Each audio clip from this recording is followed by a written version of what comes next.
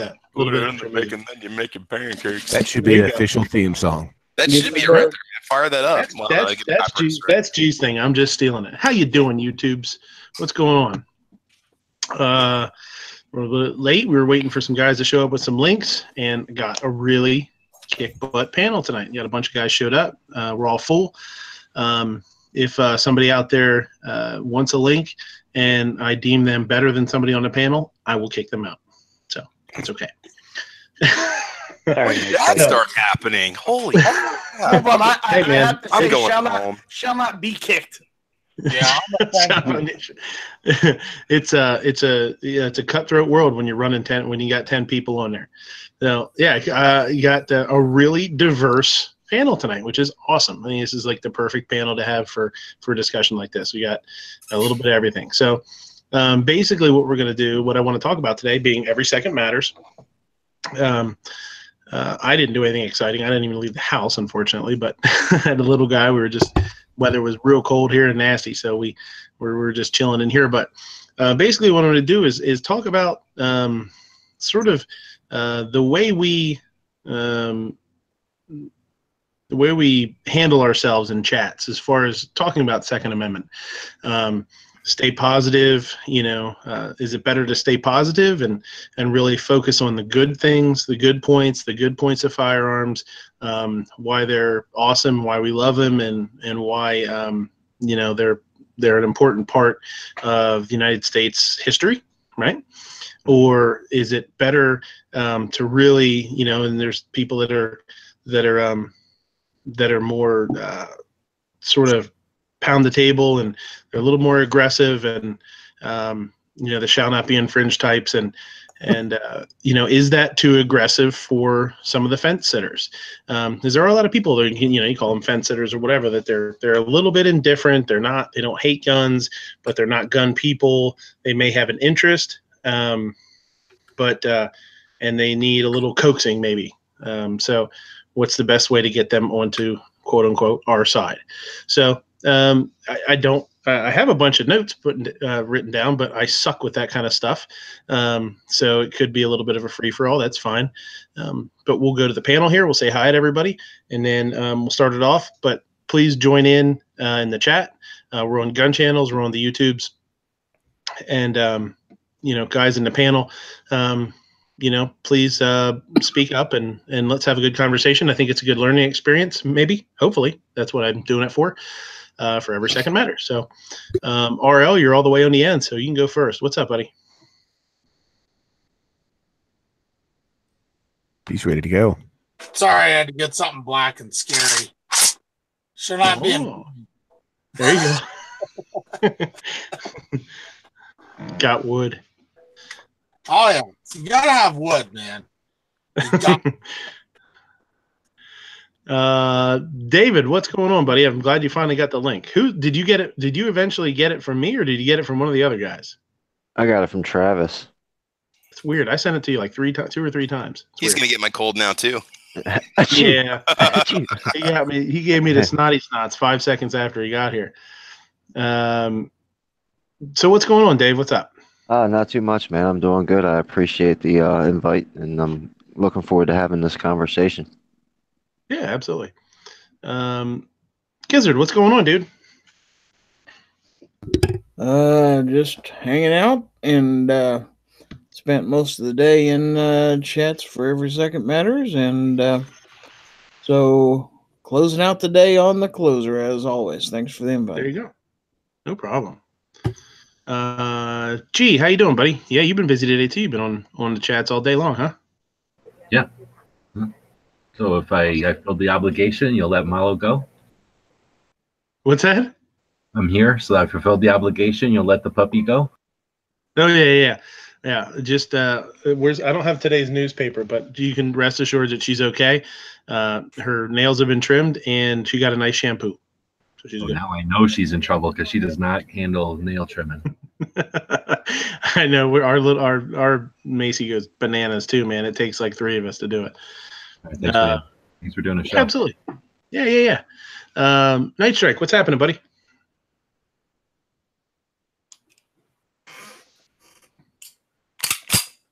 Uh-huh. Shall I be a friend? There you go. Oh, did he cut himself? Nope, he did not cut himself. I can hear the blood. That works a lot better when your camera's actually on, bud. Yeah, I'm not doing the camera today, so I'm not gonna pull a Bob with the beer and the shirt off. Yeah. You don't do the camera. The camera does you, man. Well, that's neither here nor there. Night Strike's not turning his camera on when he's drinking a beer. I got the beer, but I'm not going to take my shirt off just because I want people to keep your supper down from earlier. Right. Ammo dog's running around. Look at those little sausage legs. Look at that. Sarge, what's happening, buddy? Oh, not a lot. Not a lot. I appreciate the invite. I spent all afternoon up at my wife cleaned up the house and kind of fixing all my little patches over here. I don't know if you can see them, but it's my accomplishment for the day.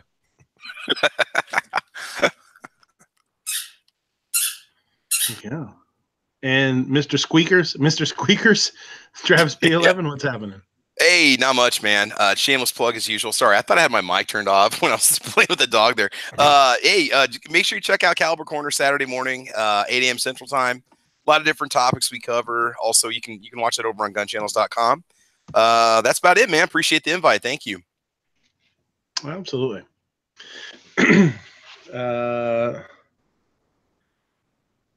The Jew says, you know why the syrup pours off the sides of a stack of pancakes? Because there is no ice walls. I can go along with that. I mean, it makes as much sense as anything else to with an ice wall. All right, so like I said, let's just have some good old fashioned open conversation here, maybe. I think I think it is kind of important to say that I think it does take all types of people and all types of messages and all types of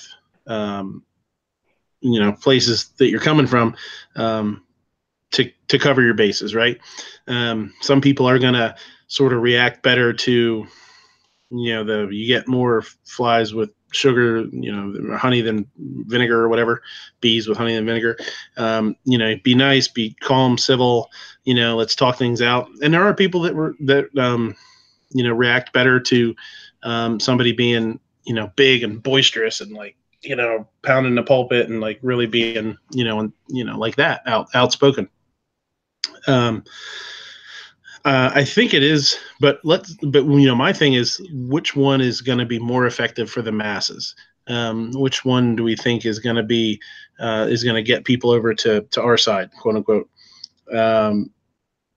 Is the aggressive speech, the big boisterous speech, is it too much? Is it too much for people that are on the fence, that are kind of trying to decide, what side they really are? Is that gonna turn them off? Is that gonna make them think, oh, well, these guys are nuts? Is it's like, well, I'm not, that's not me. And, are there people that are so sort of out of it? They're not really paying attention. They're not, they don't have a dog in the fight enough to say that if you're not aggressive like that, are they just going to pass you by and not give a shit what you're saying? So I don't know. I mean, that's it. Does anybody have anything? Just that's a first thing we're talking about. What do you guys think? Anything come to mind? I know it turns me off. And I'm not on the fence, but it turns me off when somebody's just screaming and not doing anything. All it seems like they're doing is complaining. Mm-hmm. We get so much of that anymore. Whenever somebody's trying to have a debate with another person, it starts off and then one person interrupts the other person and then it just turns into a screaming fest and you get nothing going. And there's times to be passionate. I think in certain contexts, there's chats where the emotion is going to come out. But I think when you're around people, if you're trying to turn them to the Second Amendment side or turn them to the gun community, they need to be educated. They need to understand why we have the passion for firearms that we do first before we just start saying, well, you got to get a gun. You got to get a carry permit. I mean, people just genuinely don't get it or don't know or don't understand. That's my experiences with so many people out there that I've been able to convince to, get a firearm or start to pay more attention to firearm rights and stuff. I mean, it is amazing how just uneducated the masses are. So many people are just so set on what the media tells them. That's what they know. That's what they think, you know? I think the education part, you need to be civil. You need to be calm with the person. You know, when you're at a rally, that's one thing. When we're in these chats, it can be another thing if we're getting on a really hot topic. But just in general, I think it's best to conduct yourself, I don't know, I guess you could say as professionally as possible or as maturely as possible. And have your knowledge, know your facts. I mean, know your topic. You know, because these people, all they do is fire back with statistics and crap they hear on TV anyway. So and have a direction. Go ahead.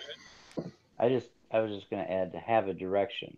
Just yelling just to yell and just saying the same thing over and over. It doesn't change anything. No. It doesn't help anybody say, oh, well, why don't I go do this? Or am I going to sit here and wait until, you know, a next election to start doing something? So that's just my... Yeah. I'm Patriot. I was in the shadow over in the corner. And that's some of the things Travis said. I actually have sort of written down as like little, you know, bullet points. Like he said, he used the word professional, and that was one of the things. You know, I kind of, you know, he was talking about rallies too. You know, I know that came up on somebody's show the other day where I'm getting a little bit of an echo. Weird. So totally you. Well, okay, that's just me then. All right, so you know that was one of the things I was thinking about the other day. We were talking about rallies and open carrying and rifles and not rifles, and you know I think that's a touchy subject for a lot of people. I think it's okay if you want to open carry a rifle. I mean, I probably wouldn't, but I'm not totally against it. But I think Travis using the word professional is kind of a good thing, because I think, you know, for us, when we have onlookers sort of walking past, you know, if you're at your state capitol, obviously there's lots of people that work there and, you know, around the general area that are walking past. I think it's good to open carry. I think it's good to have some signage, and I think it's good to have, you know, if you're wearing t-shirts and, you know, that kind of stuff, to let people know what the gathering's all about, right? Because there are times that I drive past the Capitol and there's a group of people there, and you drive past me like, I wonder what the hell that was all about. You have no idea. So I think all those things have their place there, and I think it helps to kind of promote and let people know what the group gathering, like I said, like the gathering's all about. But I think keeping it, you know, keeping like the profanity down, you know, and looking like we all, you know, say like we all want to promote the fact that we're all gun owners and we're all like, you know, people that regular parts of society, right? So I think to promote that fact in the way you dress and the way you handle yourself, I think is important too. So I don't know. What do you think? I am going to ramble for sure tonight because I'm not great at doing scripted stuff. I'll just say, I think if you're going to open carry a rifle, a rally is probably the best place to do that. Yeah. Instead, you know, your local Walmart on a Tuesday afternoon. You know, I'm not an anti-open carry person. I used to open carry a lot, actually. I don't as much anymore, just because usually I'm working and I have to wear kind of work clothes that has my name and the company name on it and stuff, and I don't like to promote. I don't like to do that with my company logo on stuff, but you know, if you're at a rally, if you're ever in a place to open carry a rifle, that would be the best spot. Yeah, I agree. I think that yeah, I mean everybody has. There's instances where you work for a business and you don't want to bring politics into somebody's workplace. I totally understand that too. You know, I got to admit, it's getting really hard to stay calm because you always run into people that, oh, nobody needs a gun or nobody needs this or nobody needs an AR. There's so many times you confront that. But again, you've got to know your facts. You've got to be educated on the topic. If you hit the person with the facts, with the truth, it's really hard for them to refute that. And many times people change their opinion. I just think of my own family and my friends that we're not necessarily into firearms, or maybe we're not into firearms, or had anti-firearm stances on things. We'd sit down and have discussions on it, and I explain things to them, and you can change people. You really can. I mean, case in point, my best friend and his wife didn't own a firearm up until 2 summers ago. I said, hey, let's go to the range. Let's go to the range, because his wife's like, I've always wanted to shoot a gun, and his husband's like, well, whatever, okay. We went. She fell in love with it. 2 months later, they ended up buying my Glock 17 when I went down to visit them, So, I mean, it's like people can change, and she thought she'd never owned a firearm. And after explaining the importance of having a firearm to defend the family, and how much fun it can be, and the challenge of shooting and personal defense and self-defense, we did a legal transfer in the gun. I went down to their state and we went through an FFL. People can change. It just, screaming and hollering and yelling, there's a time and place for it, but many times it's just civil discussion, man. Educate people. That's what you got to do. Dude, what's so awesome about that story? Not just that, you brought somebody in and that you gave them the thing and they liked it and they, progressed with it, but also you sold it to them so they understand what a transfer of property is and how they probably bought one off of you that you were ready to move on to something else. And this way you didn't have to have something around, or whatever, or you were trying to help them out, but whatever, now it's an experience that both of them have as far as new gun owners. And when they try to bring this, universal background checks or something like that to the table, that's two more people that can show how ridiculous that is, and that they're persecuting people like yourselves. Just two people like, oh, here, I can help you out. Let me get you one of mine. Same way you would a golf club or a tennis racket or a lawnmower, right? And they brought their daughter with them. They visit us every summer and stay with us. We went out to the range this summer, took the daughter out, and she went shooting, and she loves it. And we're gonna work on getting her some sort of a 22 to begin practicing and shooting with. She's like 7, 8 years old, and she really enjoyed it. She took a couple shots and watched mom shoot and really got into it and really enjoys it. I mean, now they're going to try to get her into a 4-H program down there in Texas where they live. And it's cool. People can change. Like I said, even my own family members, they need to be educated, because I've got family that sit around and watch TV, and they watch the news, and they watch talk shows, and they listen to this or listen to that. And it's not a pro 2A stance out in the media. I mean, we all know this. I'm preaching to the choir, but it's amazing. It's just, when you listen to the news, there's very rarely positive stories about gun owners that come out in the media. There's, always the dark side of this and that. It's never the positive that we ever get to see. And that's one of the most frustrating parts. That's why you want to just scream at people and yell at people, but you can't, Well, as far as screaming and yelling at people, this was probably, I'd say, 5 years ago, and this was before I was an actual firearm owner. And even before I owned firearms, I've always believed in freedom. I believe this country was set up the right way. I believe in our documents, and I believe in just personal freedom. There was a mass murder, and my boss and I were on our way to the job site, and we were talking about it and talking about gun control and different stuff like that. So he got to hear me one-on-one and me able to explain myself. And we were basically agreeing that we have to figure out a way to keep crazy people from getting guns, just like anybody else would think. You don't want the bad guy to end up with a gun, but how do you do that? Well, we got to the job site and we were still talking about it. And the guy at the job site, now these two guys I've went to church with my entire life, so it's not like they're strangers. Well, he heard me say, we got to figure out how to keep bad guys from getting guns. And he jumped. He's a concealed carry person, really big into guns, has a great collection. And until this point, he was a really nice guy. He gave me down the river. I mean, called me a liberal, called me an F and this and that. And like I said, this is the guy I go to church with. And he just drug me through the mud because he thought I was just a steal your Second Amendment away kind of thing. He didn't give me 1 second to explain what I was talking about or get any of the backstory that me and my boss were having on the ride over there. He just jumped down my throat because he saw, you just want to take guns away. And he's owned guns for a long time, so he's been experienced with every time something bad happens, they want to take the guns and they want to blame the gun owners. So as far as, you've got to be, you've got to keep a level head.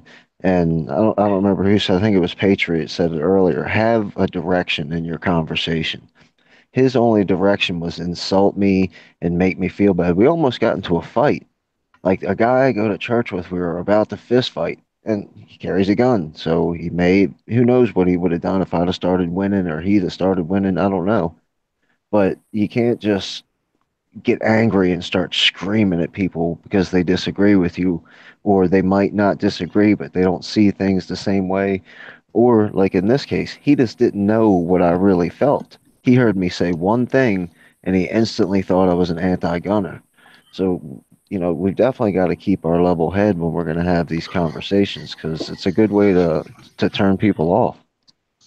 I think so. Yeah. I mean, that's kind of, I mean, there's going to be probably maybe some devil's advocate kind of stuff here tonight too. And that's okay. I mean, we're all friends, right? And I think being able to discuss things is super important.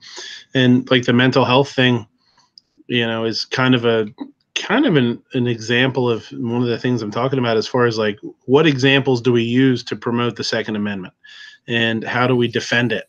How do we defend the Second Amendment? And when somebody that hasn't, some sort of mental issue does commit some sort of, heinous act, and everybody says, well, it's a mental health issue. It's a mental health issue. Do the anti-gunners, liberals, whatever you want to call Democrats, whatever you want to call the group, do they then take that and run with it and say, okay, it's the mental health issue. Now, what are we going to do about it? We're going to do red flag laws. We're going to do background checks for everybody. We're going to do mental health checks for everybody. We're going to do mental health checks for ammo. We're going to do, is that an example of pro 2A people almost sort of fanning the flames a little bit for something like that? I don't know. What do you guys think? I Did mean, we shoot ourselves in the foot? I totally think so. I am no fan of the mental health issue argument. I think that we're painting ourselves into a corner because that's exactly what they want to do, is they want to be able to say, Midnight, you're deemed mentally unfit. You can't have your guns anymore. Patriot, Gary, Black Cat, that if we leave it to the government to determine whether you're mentally fit or not in order to own a firearm, you can guarantee that everyone will eventually be mentally unfit. So for us to say, oh, we got mental health issues, Baltimore City had 346 murders last year. I don't think 346 times it was done by a mentally ill person. I think it was just done by bad people. But David, I want to play devil's advocate here. I mean, the fact is that basically every mass shooting that's been committed here since Columbine, the person's been on some sort of meds for some sort of issue. Now, that might not have been the only way that person did what they did. They could have acquired the firearms illegally. There probably were holes that they fell through, or they should have been caught, or should have been denied. We know that.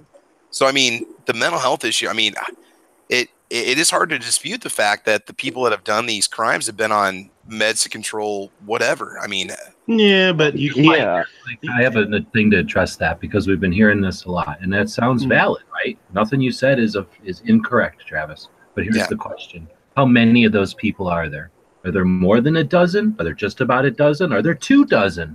And whatever that number is, what is it compared to the 50 million gun owners in this country? And what are the consequences of 12, 24, 36, 48 crazy people? And then, do we really, is the only result, is the only alternative we have to suspect 40 million people because of the property they own, because a dozen or so people did something atrocious? Yeah, you got a point. I mean, you're right. Yeah. Yeah, and I totally agree. The mass shooters, they all seem to fit the same profile. They have mental health issues. But like I was saying earlier, all the murders going on in Chicago aren't done by mentally ill people. These big, media stories most likely are mentally health issue people. But all the other, crimes that are committed with guns, I don't think that they're mentally ill. I just think that they're criminals. Just generally bad people, like you said. Yeah. It's a couple different issues there. And that, go ahead, Sarge. I was going to say, there's a couple different issues. You can't ignore the mass shooters. You have to try to do what you can to reduce that number. But with these problem areas, like when you get into these big cities, what's the problem there? The problem is that the youth are growing up to think this is okay, and you've got to try to steer them in a different direction, or it's going to be a repetitive cycle. You've got to try to teach them a better way, that they don't have to grow up like their uncle or their dad or their grandfather, that was okay what they did. You know, the constantly kind of like saying the more common it becomes, the more common it will become. Of course it does. Why do you think it's still going on in these neighborhoods where you got 12-year-old kids, you know, running drugs or being lookouts? They're learning early on that that's okay, and they grow up in a totally different culture than any of us can understand. You have to break that, or it's not going to get any better in those cities. You can police them all you want, but until you start trying to push them down, and you're saving them. You're not only saving the people that they're going to harm, you're saving them from getting killed and them from going to prison, or one or the other, because that's what's going to happen in those neighborhoods like that. So you've got to. That's going to do the biggest part. Slim Cowboy says, problem is nowadays everybody tries to claim that any kind of criminal activity, especially violent, is linked to mental health, thus taking the blame off the person. I think not just that, but I think I think there is so much, so many excuses for people doing bad things, not just murders, but bad things in general. Things that are not positive for our communities, I will say. Everybody has an excuse. Well, this happened to me when I was a kid, and bad things happen to people. And if you know somebody that has had bad things happen to them, maybe it's up to us as a society to sort of help them along and make sure they don't turn down a bad path or make bad decisions. It's never, they say, quote, it sounds hokey, but it's never too late to change your life, right? So instead of just saying that guy had when he was a kid, he had all this bad shit happen to him and he's a bad person now, and screw him. How many gun deaths a year are related to suicides, or what percentage? I don't know. And that was one of the. It's easy to remember. 22. I remember 33 total, 22 suicides, 11 left over, something like 7-ish after police and in justifiable homicides to prevent loss of life. So something like 3 to 6, depending on where you draw the line, for actual homicides and accidents. 11 for all firearms deaths outside of suicides. 22 suicides, 33,000 altogether is approximate, though it's the way I remember them. So it was, sorry, so 33,000 total. 33 total, 22 of those, excuse me. Yeah, 22 are suicides. Yeah, so it's like 2/3. Yes. See, that goes to prove the point in a lot of those. And I'm not saying you restrict everyone's rights, and that's not all what I'm saying. But what I'm saying is that needs to be a prime focus, because we're lucky that those people don't do anything to anyone other than themselves. They don't do something first before they take themselves out. If families had to go deal with stuff like that, it's just terrible. And we were talking about we had to talk about this, because this is morbid, but this is something that's relevant. 22,000. How many of those are veterans? Veterans aren't looking out people. They're looking to as people who offered themselves and to the service of their country, who are no longer needed for it, do not want to be a burden, and choose what they consider to be an honorable way to to say goodbye. If they're, number one, they're not looking to take people out. Number two, they're not necessarily mentally unhealthy. Number three, they're using those numbers against us for guns, and that's shame on them.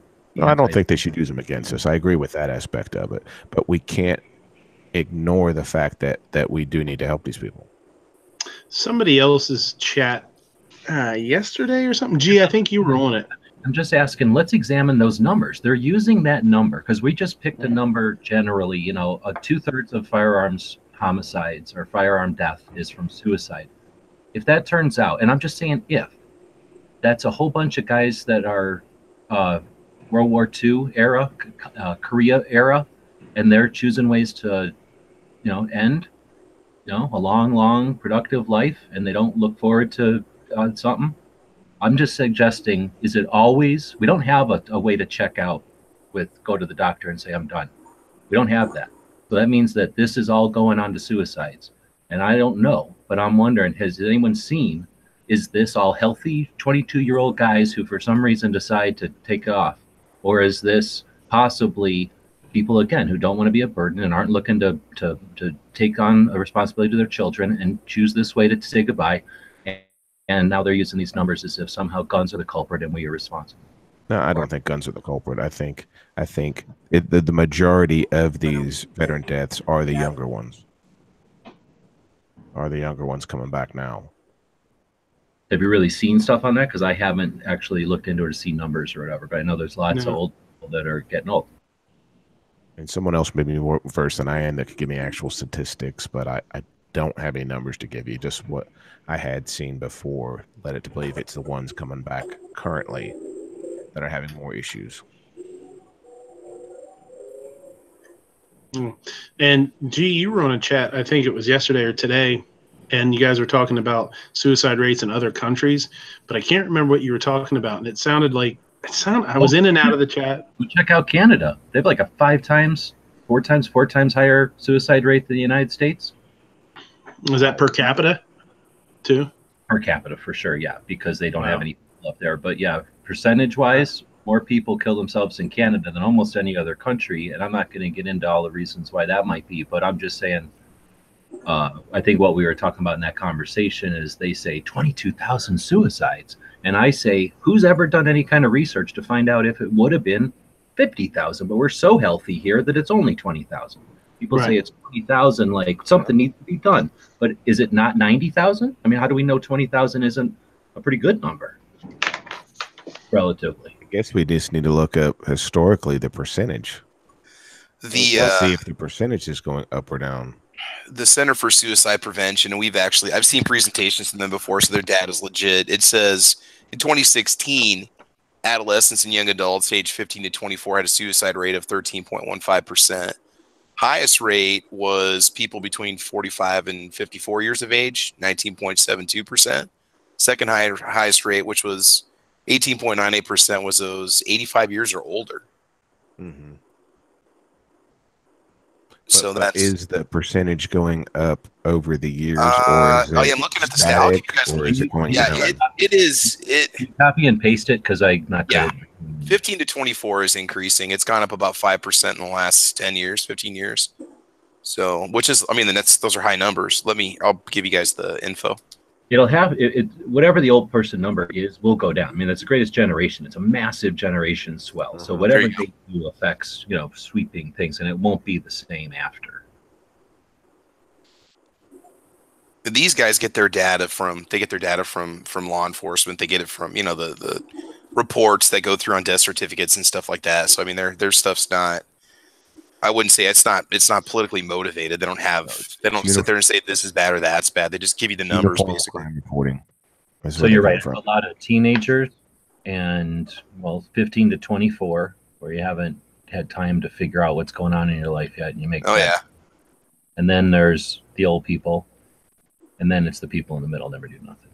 The babies never do nothing, thankfully. But the increase for the 15 to 24 is one of the most dramatic out of the whole group. I mean and less than 15 is up there too. Yeah. Only if I guess it depends on how they're coming up with these. But you're saying this is legit. This isn't tainted by let's try to make it look like. No, these are numbers that are reported by. They get these numbers from whoever reports deaths. They get that data from. I don't know if it's law enforcement that has the information or if it's mortality rate. Center for Disease Control, I think, is who gives them this information. Yeah. So and I guess what my point was is let's not discard these people. Let's work together with the left to try to help these people and not use it, and not let them use it as a wedge to try to take things from us. Let's say, yes, you're right, there is an issue. What can we do to work on this and push it away from the firearms topic and push it on to helping the people? Yeah, it's that's not what even, we should do. It's not the firearms, man. It is the it is not in the least. People. It's having the resources to treat young people, to treat the veterans, to have the resources available. I mean, a lot of your psychological treatment that you need is not covered by insurance, depending on what company you're with. You know, this is the safest time in human history to be alive, no matter where you are on the planet. You know, we may have Chicago with a spike, Baltimore with a spike, but even in the nation, it's even just in the United States itself, violent crime and crime is going down compared to like just the 90s. It's way safer in this country than it was in the 90s. And, you know, they're not going to talk about that because they can talk about Chicago's got a spike, Baltimore's got a spike, you know, I don't know, Oakland is up in crime or whatever, and it's bringing the rest of the statistics for the country down. But overall, human life has never, ever even been remotely close to better than what it is right here, right now. Yep. So people with an interest in, you know, manipulating or changing are going to suggest whatever they want. That's why we can't let them do it. That's why we have to present good information and try to help where we can. And we're also behind the 8 ball because all we have is each other. You know, the mass media has never been and will never be on our side, so they're never going to promote, you know, our message or any of the positivity. So it's all, like Patriot said earlier and everybody else has said, it's up to us to actually do something and have each other's back and support each other in these causes. So to throw it back into the positive versus, you know, quote unquote negative thing, to see, like, I was just looking up positive firearm uses, or the hell did I put? I forget. You know, it says estimates of annual uses of firearms range from 500,000 to more than 3 million a year, as far as defensive uses of a firearm. So just, you know, instead of like to play, you know, what I'm talking about here today is it better to say, well, not that many people are hurt by firearms versus all these people were helped by firearms. You know, you use them in conjunction, I'm sure, but I think more times than not, we say how many people, we try and downplay how many people are hurt with a firearm versus upplaying how many people are saved with a firearm. Yeah, let's say, yes, you're right. We need to help these people. And in addition to helping these people, look at all these people that saved themselves and protected themselves and their families with these firearms. We need to do both. Every single morning I turn on my local news to see the weather for the morning, and there's always this many shot, this many stabbed, this many killed. There's never, ever in my lifetime been a story where I've heard 3 guys were stopped for robbing a bank in Baltimore. You know, I'll hear it on the internet or on the national news, but my local news is never going to say that a good guy with a gun stopped a bad guy with a gun. But every morning I find out how many murders were over the last night.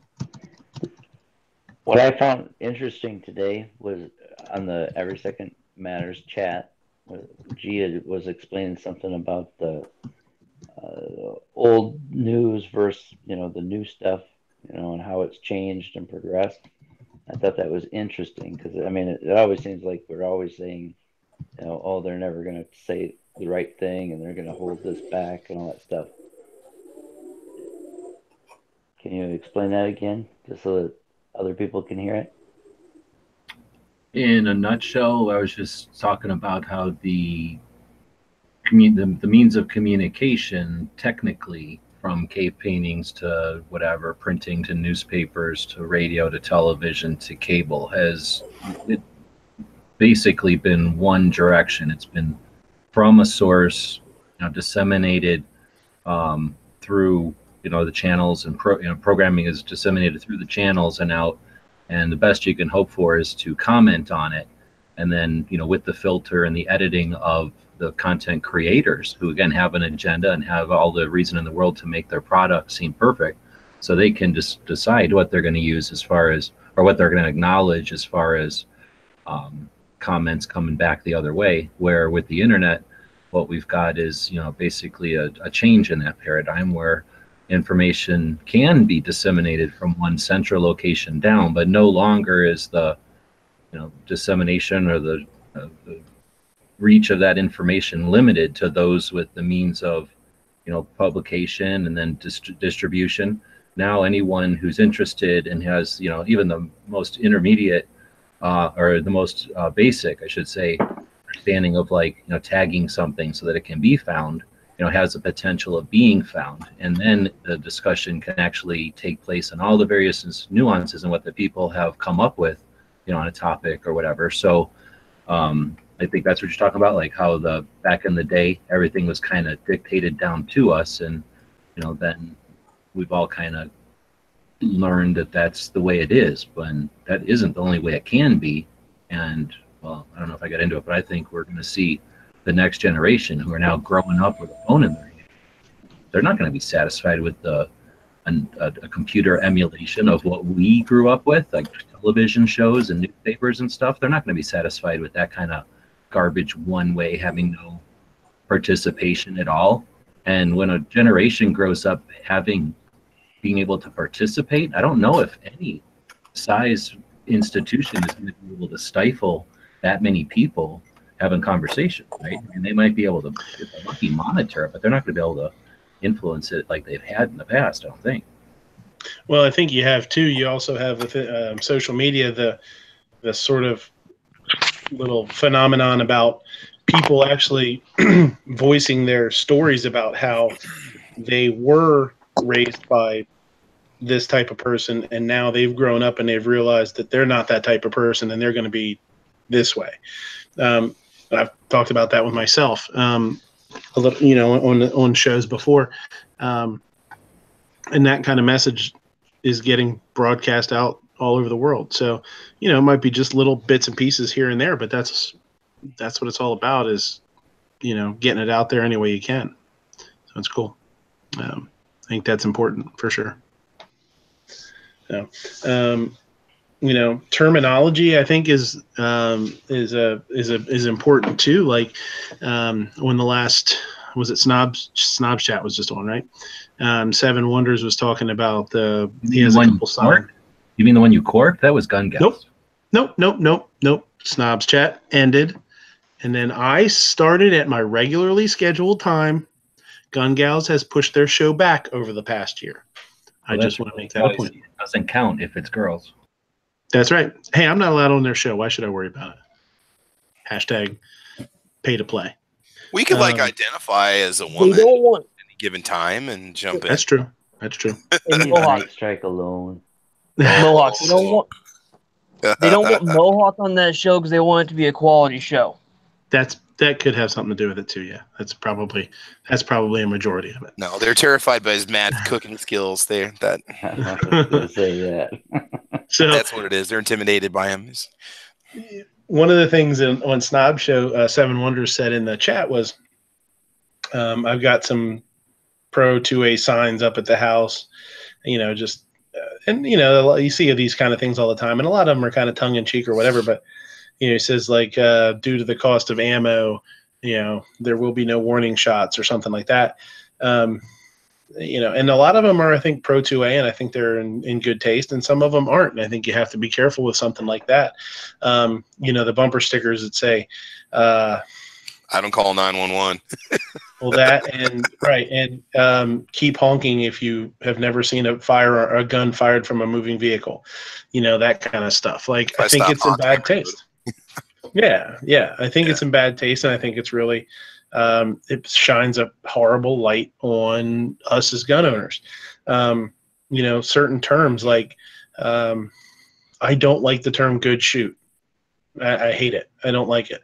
I like the term legal shoot. because and we've seen instances, over the year where something might be a legal shoot, but was it a good shoot? And I think there's a difference. And I think when you get in an argument, not an argument, but if you say getting back and forth about somebody that, gets in uses their firearm against somebody else, and somebody says, "Oh, that's horrible. That's horrible," and you start saying, "Well, that's a good shoot. That's a good shoot." To that other person, you're promoting, to them, you're probably promoting the fact that he used that firearm and it was good, and you're glad that he did. Where that might not be the case at all. Or like your glove or something. Exactly.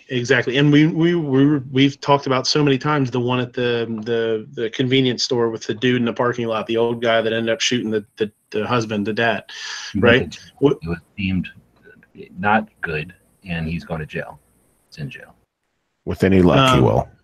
Well, yeah. I don't know. I haven't kept, honestly, I won't say either way because I haven't kept up on it. But no, we did. We followed up on it, and that's definitely was the police, are not the jury, so they have to do what seems correct. And then as soon as district attorney saw it, going to jail. Yeah. So, for people to have the argument and say that was a good shoot, even at the time before we knew what was going to happen, I didn't like it. Is it a legal shoot? Maybe, but was it a good shoot? No. No. So that was one of my, those are the couple of the little things that I, the couple of little things I wanted to bring up today and just, get people talking a little bit, and maybe think not so much about things on the big grand scheme of things, but maybe the little things and just some of the terminology we use and some of the things we put out there into the universe, another one possibly, and I'm on the fence about this one and people say, well, forget about guns. There's more people killed with cars. There's more people killed with hammers. There's more people killed with this. I understand that's true. And I think in some instances, those are great terms to use or, motivating terms to use, but does it also, does it sound a little bit petty? Does it sound like you're saying, oh yeah, well, more people are killed with this than guns? Or is it better to promote firearms as a useful tool that saves millions of people's lives every year? Is it better to promote it that way than to say, well, it's not as bad as something else? I understand what you're trying to say, but I'm going to go with, I'm not a fan of using self-defense as a justification for the exercise of your rights. I want to live in a world where there is no crime, and I still want guns. It also puts perception out that we live in a world that's dangerous. And yeah, the world's dangerous, but like you said, we're living in the best time we have ever lived in a human race. We live in one of the safest countries. I think it was in Every Second Matters that somebody broke it down. It might be in here that somebody broke it down in the text chat. I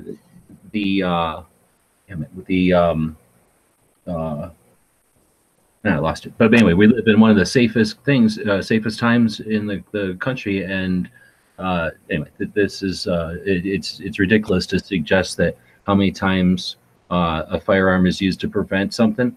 It's a guess, and it's based on someone's perception.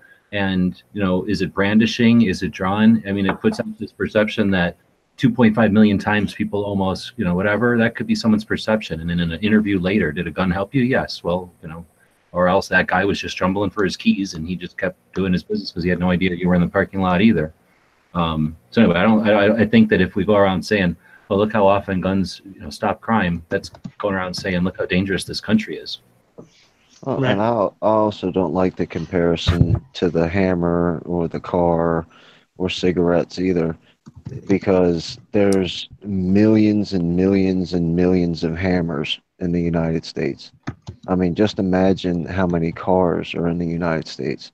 So if you're going to have the argument that cars kill more people than guns do, then you have to calculate how many cars there are, how many drivers there are, how many guns there are, and then do some actual scientific comparison instead of just saying, there's more people die in automobile accidents. Well, yeah, but well, how many cars are out there? How many millions more drivers are there out there than gun owners? But I think to me, it's almost irrelevant. Like, it doesn't matter to me. Hold on, though. To address your point, I have done the research. There's approximately the same number of cars and guns. Really? Okay. But Oh, we can't Cool. champion That's good every to know. I didn't know cause. that. You can't Well- champion every cause. We're championing this cause, but we need to acknowledge the other ones. But we're championing this cause. It's just like giving a charity. If you gave to every good charity that there was, you would owe money at the end of the week. right. You have to pick the one that's special to you. Well, I think for me too, as far as like the cars, hammers, you know, whatever, is it doesn't matter to me how many people, what the ranking is. It doesn't matter to me which is number 1, 2, and 3 as far as deaths. It matters to me that far more people are saved or protected with than injured with or killed by. I don't give a shit if it's number 1, 2, or 3. I don't. That's. I mean, I might bring it up as a, but I personally don't like to use that as, you know, a huge point. I will say, like, man, people are killed with lots of things that we find useful and we need in society, just like guns, right? Hey, Ghost, what's going on, buddy? Hey, what's going on? Thanks for having me. Oh, absolutely, man. You home already? You driving? I just got home not too long ago. So, yeah, I just pulled in the door about 10 minutes ago and said hey to the wife and all that. Absolutely. Armament's he's not going to be able to jump in. He's not feeling well. Paul Wood's heading out. Thanks for coming in. Thanks for Paul. Paul and Ashley and all you guys, if you ever want to jump in, if you ever feel like slumming it and jumping in here, let me know. I did send one to the Gunstreamer account just to send it. So if you're ever looking for it, just give me a yell. I'd love to have you on. Ask Whitey Bulger if guns kill. His fate was a fork and a padlock. Yeah, I think Dahmer got killed with a fork too. There's a lot of dangerous stuff out there. Dahmer had an illness. He got like sick or something. I don't think so. I don't know. I'd have to look it up. I thought he was killed by a cellmate or something. Yeah, Dahmer was. I thought he was. I literally, I think he got shanked with a fork or something by his cell in his cell. Yeah. So.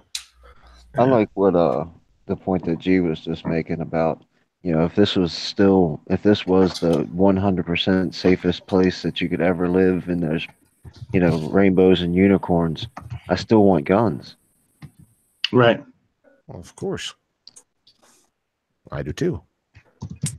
I'm just going to say, I think if you're going to enter into this kind of discussion, debate, or whatever you want to call it with someone, you kind of got to know who you're getting into it with, too. I mean, there's an element of reading people. If you're getting into it with somebody that's not going to accept anything that you're saying, if you're getting into it with, I don't know how many of you have argued with somebody that truly just an anti-gunner wants all guns banned, you're never going to convince those people no matter what you say. But if you're getting into it with somebody that might be a fence sitter or something, well, yeah, then you can throw out your points and they might actually absorb some information from you. But I mean, getting into it with somebody that's just, you know, if you get into it with one of these moms demand people, which I have done at rallies before, they're not going to listen to a goddamn thing you say. It doesn't matter what points you put out, what statistics you put out. Doesn't matter if you scream or yell. It doesn't matter what you do. They're just going to ignore you. And there's a large percentage of the population that is in that kind of ilk. Let's put it that way. I mean, if you've been to any kind of an event or a rally or anything like that, you'll find these people, and they'll be the counter protesters that'll spit on you and push you out of the way and everything else. And no matter what you say, you're never going to change their mind. I mean, you can scream at the top of your lungs and you're not going to get it through to them what actual statistics prove. Well, at a rally, that's not the time, right? I mean, you're to yell and scream and complain and look for arguments. No, what I'm just saying, if you run into one of these people, I use it as like, let's put it this way. The reason I open carried, and I used to open carry a lot, was to start discussions with people. Believe it or not, the act of open carrying started discussions with a lot of people. I had way more positive interactions with people asking me how to get their carry permit. You know, do you need a carry permit? This and that. But every once in a while, you'll run into one of these people that just is vehemently anti-gun, and no matter what you say, they're not going to get into it. And getting into a screaming battle with them just makes no sense. I mean, your odds are they're going to stream it to Facebook and all their, friends and make you look bad. It's all. If you're going to get into a screaming debate with them, you're better to take the higher road. It's kind of where I was going. I don't know. I'm about half drunk, so I don't know if I'm making sense or not at this point. No, you do, and I think it's a good thing because again, we have to understand that those people that are screaming and yelling at us, if we scream and yell at them, the moms demand action, whatever. Yeah, you might not convince them, especially in that kind of an environment. They're not going to change. It's going to come through just discourse and discussion and talk, And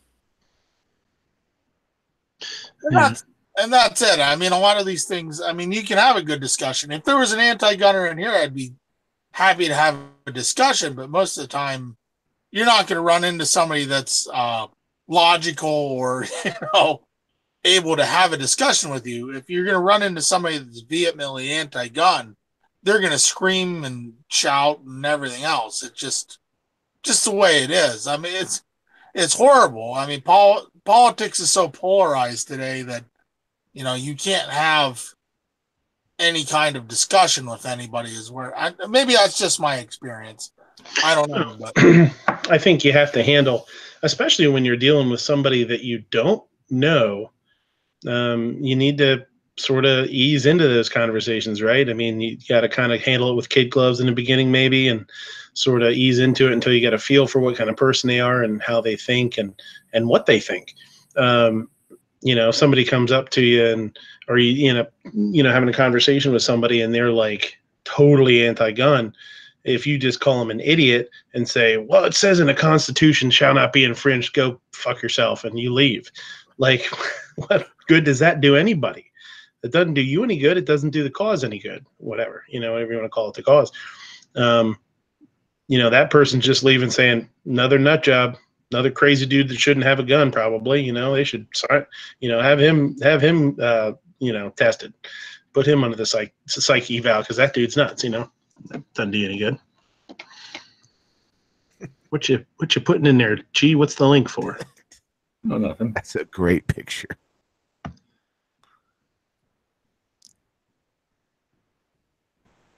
Illustrating. Is it the hot dog sandwich? It's a hot dog sandwich. That's right. Hot dog sandwich, making hot dog sandwiches. I think there's a new cooking video in the works there, Midnight. What do you think, man? There you go. Grilled cheese hot dog sandwich. Yeah. There you go. It's a grilled cheese sandwich hot dog. Mm-hmm. Seven Wonder says, "Is that a sandwich?" Yeah, it is. It's a hot dog sandwich. So I don't know. What do you guys think? Where are we at here? We're, I've pretty much blown through all my little notes and stuff. I got a topic we can cover if you guys want to talk about it. Anything, sure. I had sent it to you on the chat room earlier today, talking about the gun fail videos. Oh, and then not just those, but then the other people who are intending to show, hey, this is my gun and this is me shooting, and just use unsafe practices and mishandle firearms and then post the stuff. I guess the question I could put along with that is, should we, when you see a title that says gun fail, should you watch that? I mean, should we bother giving that the click? Obviously, you don't know if it's just somebody mishandling a gun. But, if it says, hey, this is my review on the AK-47, and he's sweeping everybody that he's standing there with, you don't know that till the video starts playing. But yeah, I do watch them because I'm curious. And curiosity, gets the better of me. And I have gotten into some pretty gnarly back and forths with people from the comment sections and stuff. Sometimes it's just, I'd say 99% of the time it's whoever's filming it or whoever's supervising whatever situation has really dropped the ball, and isn't really pro Second Amendment if they're putting that kind of content out. I think it sucks. But I say I watch them, and that gives them views, and that's wrong, right? But curiosity does get the best of me, and I do like to watch them because I like to see some of the situations and comment on them and be like, wow, that's a shame that they had that young girl shooting a 500 Magnum and she buried it in her forehead. Like, that's not what we're all about. So I don't know. I'm not a big fan.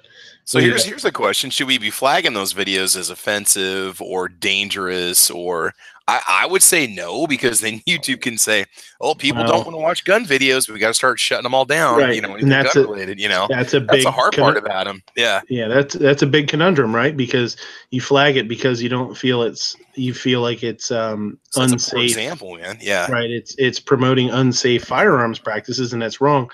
But then if you if you do flag it, you're just feeding the fire of like no guns, no guns, no guns. So yeah, it would. That's why I think the comments, leaving comments are probably more effective and hopefully every once in a while you catch somebody that posted the video that actually gives a shit, looks at it and says, yeah, you know what, I do love guns, and that's kind of, maybe I should take that down. Do I think that'll happen? Maybe not. Probably not. But if nobody says anything ever, then it continues. Right. That's why I'm a big fan of the comment section, man. And that's why when I first got on Instagram, that was one of the questions I had for people, was like, how do you let people know that you're not okay with what they put out there? There's no thumbs down. There's you can give it a heart, but you can't give it a thumbs down. So I find myself leaving comments like crazy on Instagram. You can private message someone. You don't have to do it publicly. That's true. Never thought of that. Not everybody checks their instant messages, right? I can tell you from experience too. I've been a dick about things. I don't even think twice if someone's disgracing the flag, and I'll tell them. And I don't care at all if it's rude. If you see something you don't think is appropriate and you put it in there, not everyone is going to be like, "Oh yeah, you're right. I'm sorry. I'm going to change that, or let me change that real quick." But they may remember that next time in the future. So remember, everybody's a dude with testosterone, and if you say, "Hey, idiot, look at this," they're going to respond with "F you," but you didn't get through. Right. Yeah. Seven Wonders said, "Okay, we talked about my 2A security signs. What do you think about Pro 2A and gun manufacturer logo stickers on vehicles?" I'm okay with it. Personally, if you look at my Instagram and you go to voting day, I didn't get an I voted sticker. So I held up my Every Second Matters patch in front of some of the decals in the back of my truck. I don't have anything that's negative, like we were talking about earlier. Like, have you ever seen a gun fired from a moving vehicle or something like that? But yeah, I do have like a Vortex sticker. I still have an NRA sticker. I'm not an NRA member, but I still have the sticker for now. I'm hoping that this month it's going to get replaced by a GOA sticker. It's called election. Oh, did I say voting day? Did I really say voting day? Yes, you did. What an asshole. I thought it was just me, but I'm exhausted. I think, well, I just heard that wrong. On voting day, I posted this picture. Hey, is it not the day that you vote? It's 100% true. Hey, hot dogs or sandwiches? That's right. So, okay. That's funny. Voting day. Me go vote. Me push button. As long as you don't put a sticker on your paint, then I don't care what kind of stickers you put. When somebody puts a sticker on the paint job of their car, oh man, that drives me crazy. Yeah. Oh, it always ends bad too. If it's a good one, if it's a good vinyl one, man, that'll rip the clear coat right off. But yeah, I mean, some people will say it promotes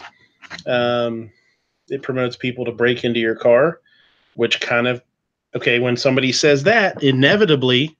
And this kind of goes back to the whole topic of today. Leave guns in your car is pretty simple. don't leave guns in your car, but people will say, oh, so that's going to make somebody break into your car. And somebody will say, I hope somebody tries to break into my car. I'll fucking shoot them. No, I don't want to hear that. That's I mean, that goes against, doesn't that go against, other than Texas and maybe I don't know, other states, somebody stealing, your change out of your car or some, or whatever, your car charger or something for your phone is not worth shooting somebody over, right? Call the cops. Do whatever you got to do, but somebody, somebody. How many people you hear? Well, I hope they come to my house. I'll shoot their ass. Yeah, they're usually going to be the first ones that turn the guns over. I mean, it's just one of those things. I'll shoot him if he breaks in my car. Well, most people that say that, and we all want to say that, but they're also going to be the first ones that won't do anything about it. The ones you got to worry about are the ones that never say anything. Most of the people, those are the ones you got to worry about. Most of the people that I know that say that they'll shoot you if you do this or that don't even own guns. Clovertax says tons of stickers on my paint. You got your truck's getting up there in mileage. That might be the only thing holding the paint. He doesn't have paint anymore. He's just one big sticker. Yeah, there you go. G, you said something and you got kind of cut off. What were you going to say? Well, I don't agree with your thing there. I understand the sentiment and I agree with that, but I don't believe that the victim has to know the motive of the criminal. So a criminal does not get to say, I'm only here to do X, Y, Z. If I'm asleep or little old lady is asleep, single mom is asleep, somebody breaks into their house, it's not the obligation of the victim to understand what the intent is. So break into my house, lethal force, period. I'm specifically talking about cars. I know, that's why I said I didn't want to mess with it. Oh, okay. Okay. Is you are in the car and someone's breaking in to get change. My first reaction is you don't get to say you're breaking in for change. You're going into that car with the single mom. Lethal force is equals lethal force. Right. That's all. I totally agree. And I think, my scenario is, you get up in the middle of the night to grab a glass of milk or take a leak, and you hear somebody open your car door and you look outside and somebody's going in your car. If you don't have let's say if you have a gun in there, I think you've got a sticky situation. If you don't, and all you have in there is some bullshit, call the cops, and handle it that way. Go ahead. You were going to say something else, bud. I just saw something cool on Instagram. This is why Instagram's so neat. The Berlin Wall stood for 10,316 days. Okay. Today it's been gone for 10,316 days. Oh, wow. That's neat. Has it been that? I didn't realize it's been, I know it's been that long, but it's crazy to put those numbers to it. What year was that? 88, 89? It's late 80s. I thought it was like 86 or 7, but I don't know. No, I was pretty little. Wait, there was a time you were little? Well, I was young. Nah, I'm messing with you. I was born husky. Yeah. You break in your car, Castle Drive. Armament saying you break in a car in Ohio. When I'm in it, it's Castle. Yeah, that's different. That's a different situation. I'm talking about. I don't believe in lethal force for property theft unless the property happens to be something like a firearm. Like if you have a firearm in your car, somebody breaks into your car and you see them pulling out your gun, that's a little different, I think.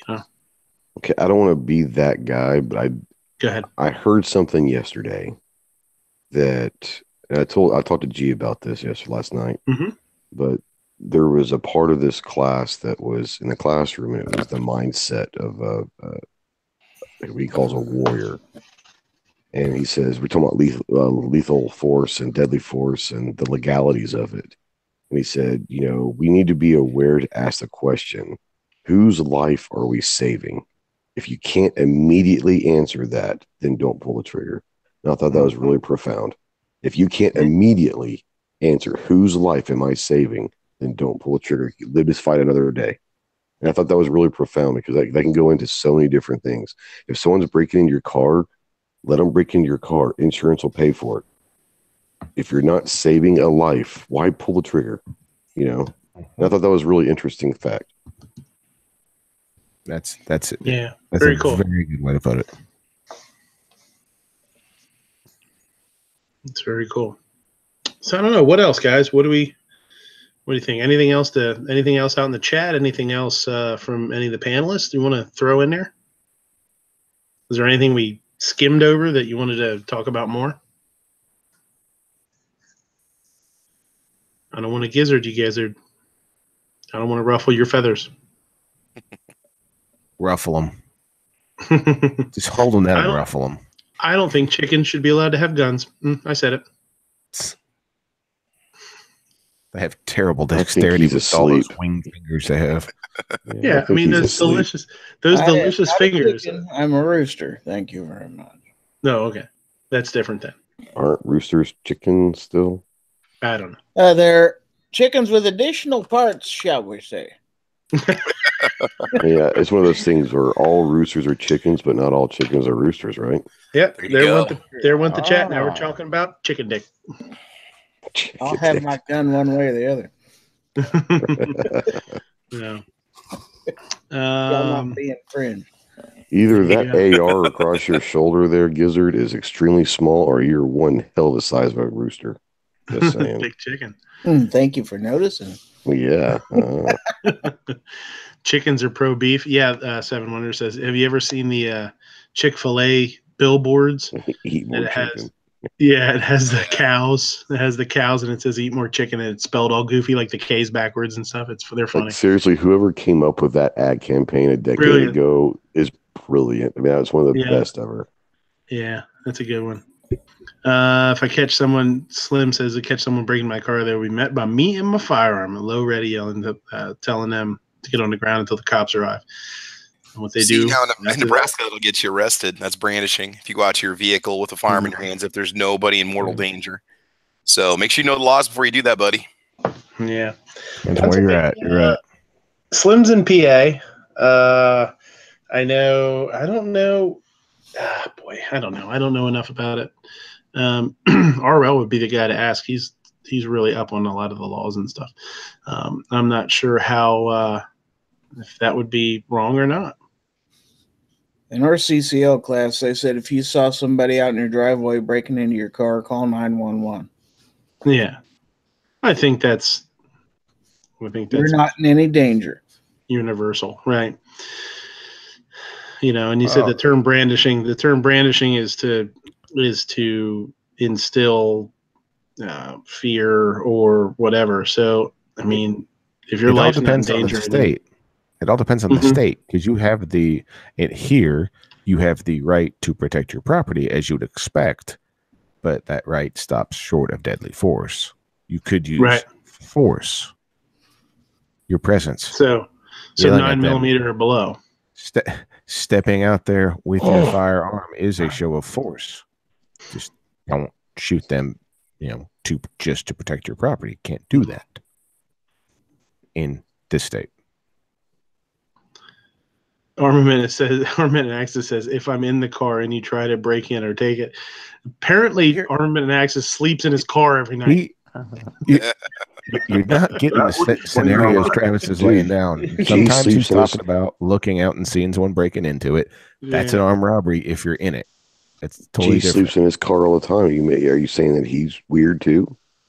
See, I leave my keys in my vehicle because I want it to get stolen, because I want a new car, because it's got 205,000 miles and I'm tired of driving it. Okay, but it won't disappear. So I'm not going to call the cops if it's take it to the mall parking lot. There's a difference. There's a difference between Armament and Axis and G-Webs. G-Webs has a van, not a car. That's right. Touche. The local when me and Bruce were hanging out, what was it? Ghosts Every Second Matters chat 2 months ago? A month ago? Whenever it was, a month ago? Yeah.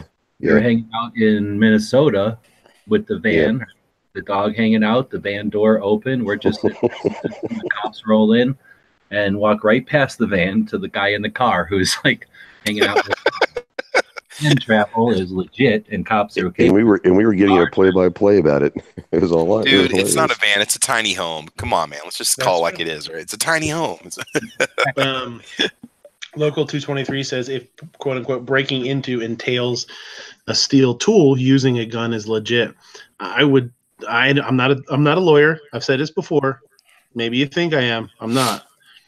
But I would imagine that if you were in your house and you saw somebody breaking into your car with a crowbar, you went out and it ended up you shooting them and killing them, I would imagine you'd be in quite a bit of trouble, depending on what state you're in. I'm sure they would say you were not in danger. Why did you interject in the situation? You would have to probably be able to prove that they were coming at you with a crowbar with intent to harm, I would imagine. I might be wrong. I don't. It depends on the state also.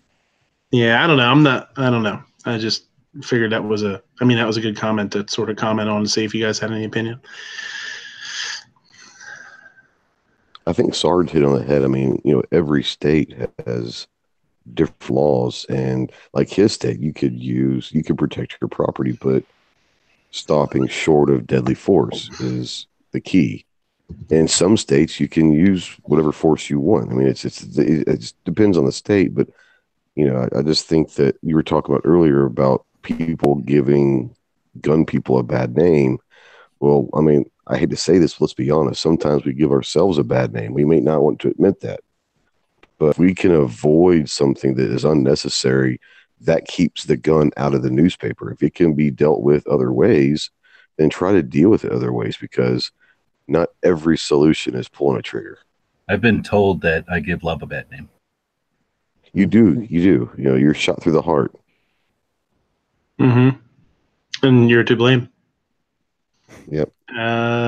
Seven Wonder says, my best friend is an attorney, and I stayed at a Holiday Inn Express last night. Ooh, so he's like double dipping there. You can't only do that. Only once last year, though. You're full of shit. But see, you can't do that. That's double dipping. You can't claim both. You can't claim an attorney friend and it's and or. It's just an or. You can't have both. I think the problem is he only stayed in the Holiday Express once last year. So that's he needs like to public defender fluff it up. status. Well, does it reset? Does it reset every January 1, I guess? Well, no, it has to be the night before. It's just the last night. Yeah, last night. Last night. But I stayed in Holiday Inn Express last night. See, well, see, you have to forgive me. I'm not very smart. If you stay there Monday, by Wednesday, it don't count. That's how they get you to stay there more often, right? So you get hooked on that level of intelligence. that power. You basically would have to open up shop in the parking lot and do your lawyer-fying in the parking lot, so you can go back and take a nap every once in a while and recharge your brain cells. Which is why everybody would need a G-Webs van. They can just set their law office up in the G-Webs van. Mm-hmm. Mm-hmm. Like next time I'm traveling, I should stay in Holiday Inn like parking lots. Maybe I'll get some of that through osmosis, or like when they just a little bit. Yeah, just a little bit. Like when you're standing outside and somebody opens the door and the air conditioning hits you, it'll be like that. Just walking in the morning, grab a couple rolls and walk right out. Well, he's the lawyer because he slept there. I'm the paralegal because I slept in the parking lot. But we're all the same. Is the parking lot technically? I mean, it's technically owned by Holiday Inn, so you technically stayed at a Holiday Inn, right? Well, here's a catch-all. What if he connects to the Holiday Inn Express Wi-Fi for the parking lot? Oh shit! No, you're golden then. you're getting the best information then ever. You're getting the knowledge from Holiday Express without having to pay for the room. It's just dumping knowledge on your head. And gets their free continental breakfast in the morning. Oh snap! I'm not saying I haven't done it, but I have. I'm not going to say who, but I have talked to people who just go to hotels in the morning and eat breakfast. Like, I guarantee it. They're traveling. Holiday Express has got the best chow. Like every hotel, I mean, most hotels, and the chains that have it. But yeah, I know some people that have told me like, oh yeah, I go to a hotel in the morning and just eat whatever breakfast, and then on my way. God. Black Cat just sent me a link. It just sent me a hangout. It said, my phone overheated again. I'm too drunk for a serious discussion anyway. Later, guys. I mean, honesty is the best key, right? Yeah, exactly. He was putting his phone in the freezer earlier. Yeah. Oh my God. I don't know, man. He has trouble with that all the time. I've had mine during the summer get weird. Samsung Notebook 7, the one that blows up on you or whatever? Is that the one he's got, or what? He refused to trade it in? Black Cat? It's not blowing up. It's just smoldering right now. Oh, okay. Okay. It's just on the verge of meltdown. Yeah. All right. So I don't know. What do you think, guys? I mean, we don't have to. This doesn't have to be a super long chat. Or we can. I got something else we can talk about. Yeah, go ahead. AR pistol, AK pistol. Love them. I think that they're pretty cool too. I plan on owning one eventually. I don't have one now. My curiosity about it is why. Oh, you got NSA. He must not be too curious. My curiosity is goodbye. So, real quick on the AR pistols, what is the latest ruling on shouldering? Well, last time I heard it was how is it worded? Something goofy. Not prohibited. No longer converting into. It's no longer manufacturing. But I mean, if you just go ahead and do it, you're fine. Correct. Yeah. Even on video. Okay, because it's not intentional. I mean, if it is intentional, it doesn't matter anymore. Be intentional. However, keep in mind, it first came out and it was said it was legit. Yeah. And then it said, go ahead and shoulder. And then it was said it's prohibited. That's manufacturing. So just because they're saying it now, it doesn't mean it's consistent or it's going to be permanent. Well, and I keep seeing guys do shouldering AR pistols in videos. That's why I was curious. I can't understand why. I mean, I guess do what you're going to do, but at the same time, I think in the future you might be concerned about having to pull that down if it becomes illegal.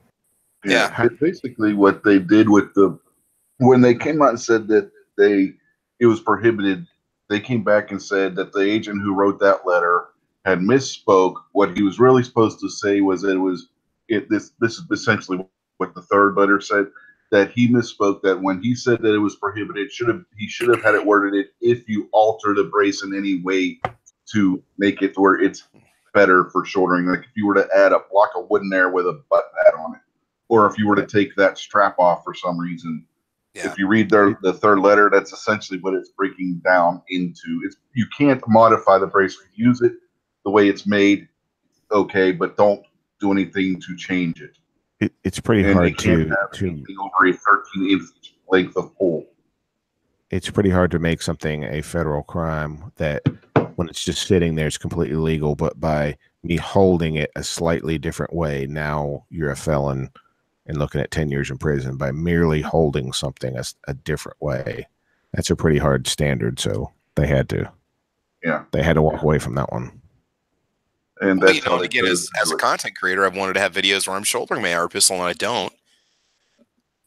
I know I shouldn't worry and I shouldn't care because there's other bigger channels where they do. Hank Strange just came out with a video 2 days ago where he was shouldering a PSA pistol, him and the other guy, Walter, And I'm like, wait a minute, I think we're supposed to do that.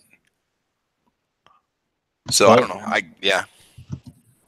So right now they're saying the bump stock, we're about to lose it.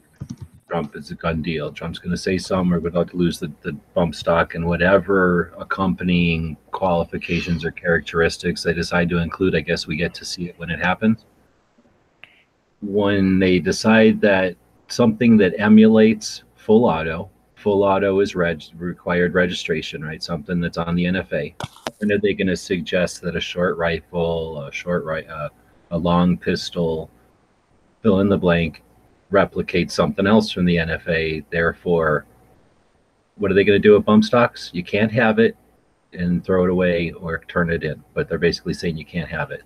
You're lost. So what are they going to do is this the next step to, that pistol looks too much like a rifle. Goodbye. Throw it away. Turn it in. Talk about cost. I think that's a possibility. Yep. And what's the cost there? I mean, I guess you could take an AR pistol apart and have 80% of the parts and then turn it into a rifle, but all the other stuff, kind of the chassis built 9mm stuff and all that, non-modular stuff, I guess I'm saying. I believe this is an opportunity for us as a community to get together, learn how to work together, like we did in 2013. So it's not unprecedented, like we did with the MA5 ban to a lesser extent. So it's not unprecedented, like we attempted to do with other bans, like the barrel ban and things from importing, but work together to resist, or at least to voice utter frustration, if not contempt, for such a blatant executive order, which we, again, not unprecedentedly, is that the word? We resisted executive orders coming down from Obama. So why would this executive order somehow be permanent because it comes from this guy? Assuming it's an executive order.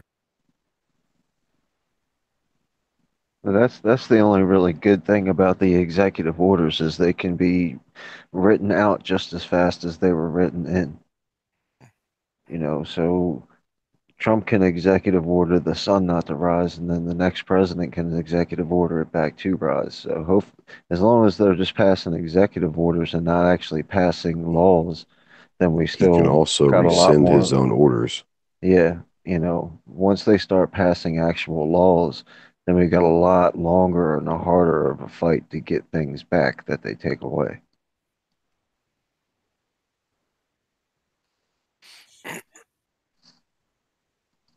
How many people here think the bump stock was just a trade-off for his wall?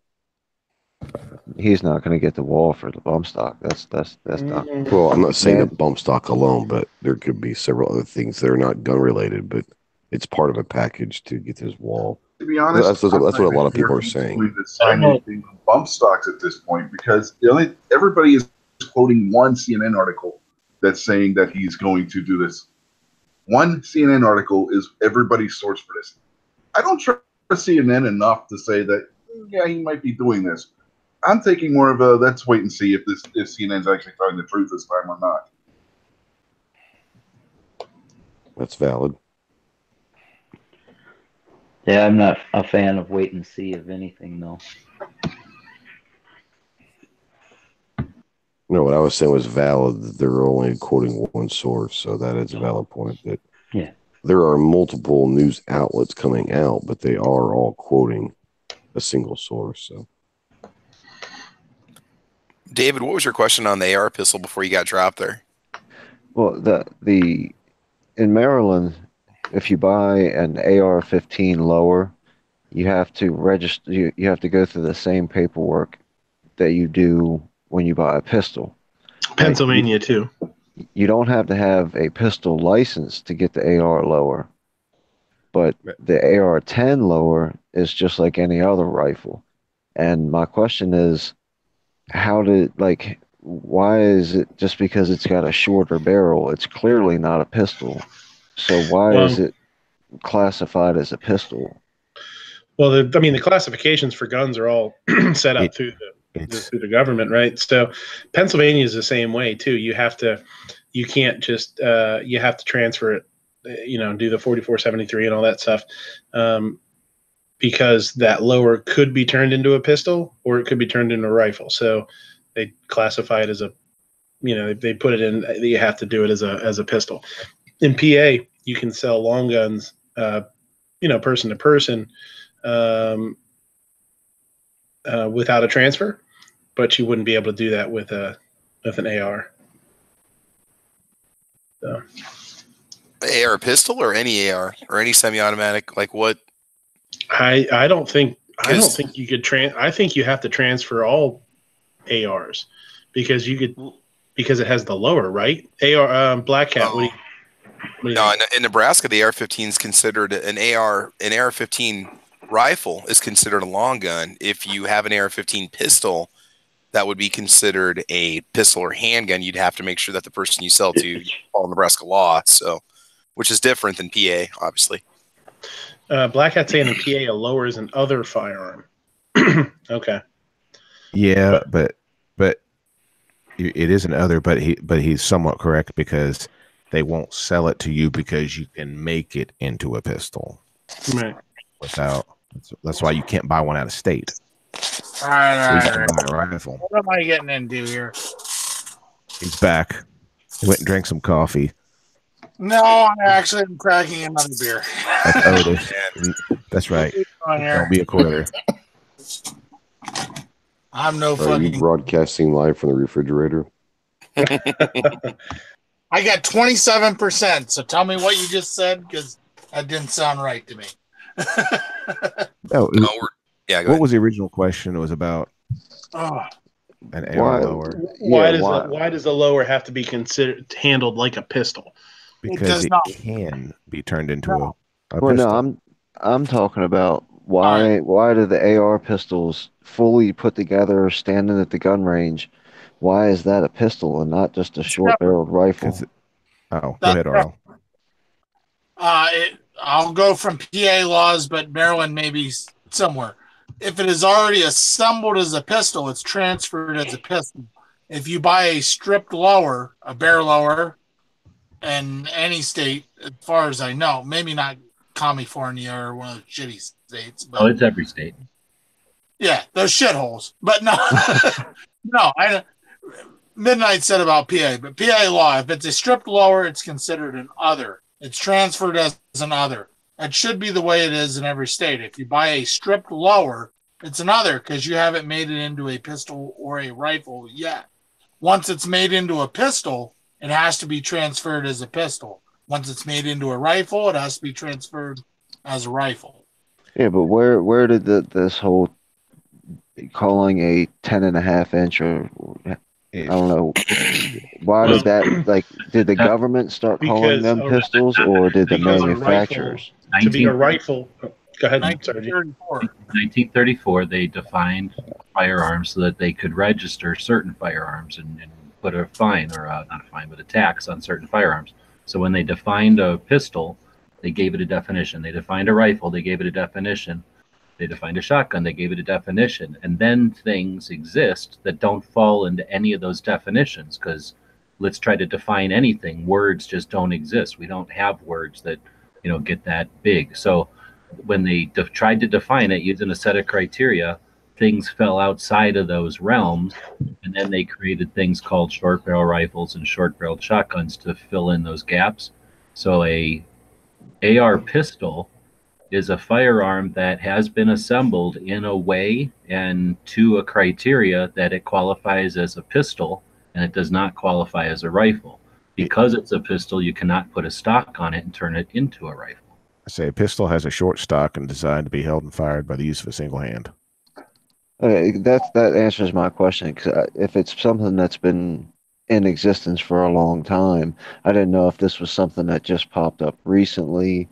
Well, the AR-15 specifically, very modular firearm, and a firearm that, since it's modular and there's prolific build and ability for people to do machining and create 3D plans and get them machined, it lends itself as an aluminum modular firearm, which also is used in almost an anemic little tiny rifle cartridge, right? So it's possible to create so many. You've seen all the different variations of the AR. So it was just the natural evolution of it to become shorter. And then, once people figured out that it is possible to build one in that order, you start with a receiver that was other, in other words, you can't take a rifle and build it down into a pistol. That would be the same as taking a hacksaw to a rifle. So you take that other and you put the parts on it, and you never turn it into a rifle, and you turn it into that pistol with a brace. And then that sort of happened. And then once they figured out that works for ARs, they said, hey, I'm building an AK. What if I build it in the same order? I build it from a receiver that was nothing. I put a short barrel on it, but I never put a stock on it. Now it's a pistol too. Yeah, okay, that works. And then they said, oh, well, we're going to do everything. 9mm is going to copy everything that's already been done. So then 9mm started being made. I'll go back to the history of it. 1934, the NFA, they wanted to ban all handguns. So when they wanted to ban all handguns, they said, well, what if somebody cuts the barrel off of one of their rifles and makes it a handgun? So they made the law that says a rifle has to have a 16-inch barrel or longer. And that's the reason you have this now. And if you want something shorter than a 16-inch, you have to pay a tax stamp to make it an SBR. They figured they couldn't get all handguns banned in the country. It wasn't going to get the votes, but the short-barreled rifle and the rest of the NFA would go through. So this is my drunk interpretation of this, by the way. So give me some little bit of leniency here. But they figured the rest of it will go through, which it did. So they left the handgun portion out. So we're stuck with the SBR portion of it and the SBS portion of it now, which is just stupid when considering handguns. The other thing is, if you build an AR lower, Midnight, in this state, you can buy an AR lower as an other. If you build it into a pistol, it will always be a pistol because you file the SB4 form on it as a pistol transfer. Okay. You build it into a rifle, you can change it into an SBR and back again. But once you build it as a pistol in this state, it's pistol. You have to transfer it as such. So if you're going to order, if you're going to order a lower or something, order it as a stripped lower. Don't order a pistol lower or something registered as a pistol because it will always be a pistol. That's so weird. Yeah, it's stupid. It really is. Can't you convert the thing with the pistol? Here's the thing with the pistol. You can put a rifle barrel on a pistol and it'll still be a pistol. Exactly. If you put a pistol, length barrel on a rifle, you now have an SPR. And you just broke the law. Right. Yep. In this state, most places, go ahead. Like I said, most places that you can put, once it's registered as a pistol, you can put a 22-inch barrel on it. It'll still be a pistol because that's what it was. That's what you registered as. So here's something that's really weird. Like, as you guys are talking, like you could take a AR-15 pistol. Now, not now because they say you can shoulder the brace, right? But a year or two ago or whatever it was, if you took an AR-15 pistol and you put a 17-inch or 16.5-inch barrel on it, and you put a SIG brace on the back of it, it would still be a pistol. It's super weird. That's just super weird to think about. In this state, as far as legally goes, it depends on the overall length of it. But going by the NFA standard, that's how the Mossberg Shockwave gets by. Because it's not a short-barreled shotgun because its overall length is over 26.5 inches because the way the grip comes back. All right. Vanessa's saying a handgun is one with a 12-inch or shorter barrel under federal law. 16 inches is the cutoff for the barrel, but the overall length has a set limit too of 26 inches. So on the Mossberg Shockwave, it's longer than 26 inches, but the barrel is shorter than 16 inches. So it doesn't classify as a shotgun. It doesn't classify as a pistol. It's another. So and here's something else you got to take. I don't think you take West. I think that meant is. Sorry. That's okay. No problem, Gio. If you want to go, you can. I can wait a minute. Oh no, I was just saying. I don't think she's meant to say U.S. Vanessa's saying it is no longer a pistol if you put on a barrel longer than 12 inches. I think that means in Pennsylvania, because the rest of the country. No. She's in Connecticut, so I don't think she's saying us or U.S. I think that's supposed to be is. Oh, okay. Okay. And what I was going to say is when you go on, like with my Shockwave, because I put a pistol grip on there, and this applies to AR pistols as well, you don't measure with your brace on there. You take that off, and the length of your weapon then goes from your muzzle to the end of your tube, your buffer tube, receiver extension, whatever you want to refer to it as. I've heard there's different people will call it buffer tube, some will call it receiver extension, but you all get what I'm talking about. Yeah. That's where you measure to. You don't measure to the end of your brace. You measure to the end of the tube itself when it comes to the weapon's length. The brace doesn't count. Right, and it's the same when you get it with that bird's head pistol grip on it. They're measuring to the end. Hold on. They're measuring to the end of that bird's head pistol grip, which is probably somewhere in length to the end of the barrel or we'll call it a buffer tube. What the hell? It's a receiver extension, whatever you want to call it. But they're measuring to the end of that versus the end. It's probably pretty similar in length, is what they're doing. It's the way that you measure it. I think the pistol buffer tube I have on my Shockwave is actually a little bit longer than the bird's head grip. I didn't actually measure them to be able to know for sure, but I'm looking at it, especially after putting the because you got to put the adapter piece on there so that you can put the tube on there. I think the adapter piece with that tube, so just slightly longer than what the actual Raven's head grip was. And if anybody out in the chat is confused right now, welcome to the fucking club. This is the laws that we have now. You want to pass more. You know, we were talking about registering guns in a certain way or another. You can convert your AR pistol to an SBR, correct? You could get it. Can't you go through the whole process and get a tax stamp for it if you wanted to? Yeah. Well, I think that's what. Yeah. That whole like weird like shuffle game you have to worry about between rifle and pistol is just because of the definitions of rifle and pistol are both in the unregistered area. But as soon as you register a firearm, then it's not a big deal anymore because in other words, you can go from pistol to SBR or AOW to SBR or once you're registered, they hardly care. I mean, there are some issues, but you don't have to. You can have, like, for example, a machine gun with any length barrel you want. You can have a machine gun with any amount of, like, bird grips on it because it's a machine gun already. It's already registered. They don't care about all those other things anymore. It's no longer a pistol, worried about the definition of pistol because now it's a machine gun and all bars, whatever it's called. They can do whatever they want. No holds barred. No holds barred, baby. Yeah, once you put that trigger pack in there, it's all good. You can do whatever you want to it, pretty much. I think the bigger problem of all this is Gizzard doesn't have an AR yet. Oh, man. That's true. And your chicken's even holding. Is that an AR or an AK? It is No, close. it's an FAL. FAL? That's an FAL, right? Gary? Oh, man. I think so. Yeah, probably. See, it's a C308 Say or something, Gary. I G3 can't or fucking see it. Talk, Gary. There we go. Now's the time to snag one. Somebody buy me one for Christmas? Oh, you make that big chicken money. Just go sell them eggs, man. God, eggs are making If not, I got a birthday coming up in January. So hey. Oh, when's your birthday, Giz? In January.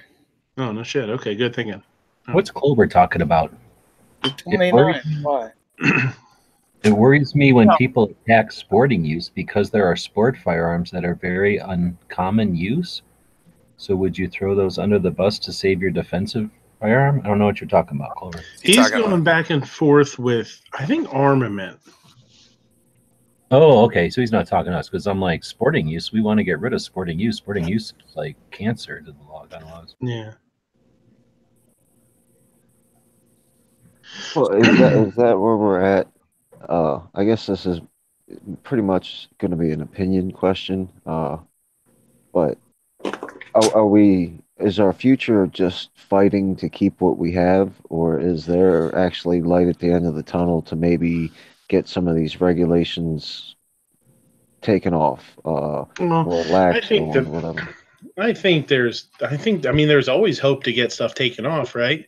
And that's kind of what today's chat kind of started as for me was to be positive and not be pessimistic and be like, screw it, we're never going to get anywhere anyway, why give a shit, but I think it takes like the promotion, and that's again today is the promotion of the positives of firearms and not letting people's negatives of firearms overshadow the positives. And then hopefully, you start making some ground.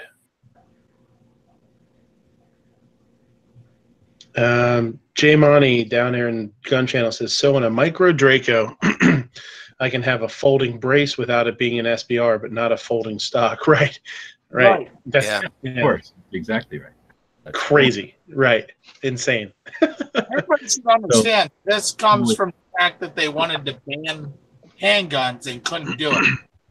And we still keep up with this stupidity, 70 years later.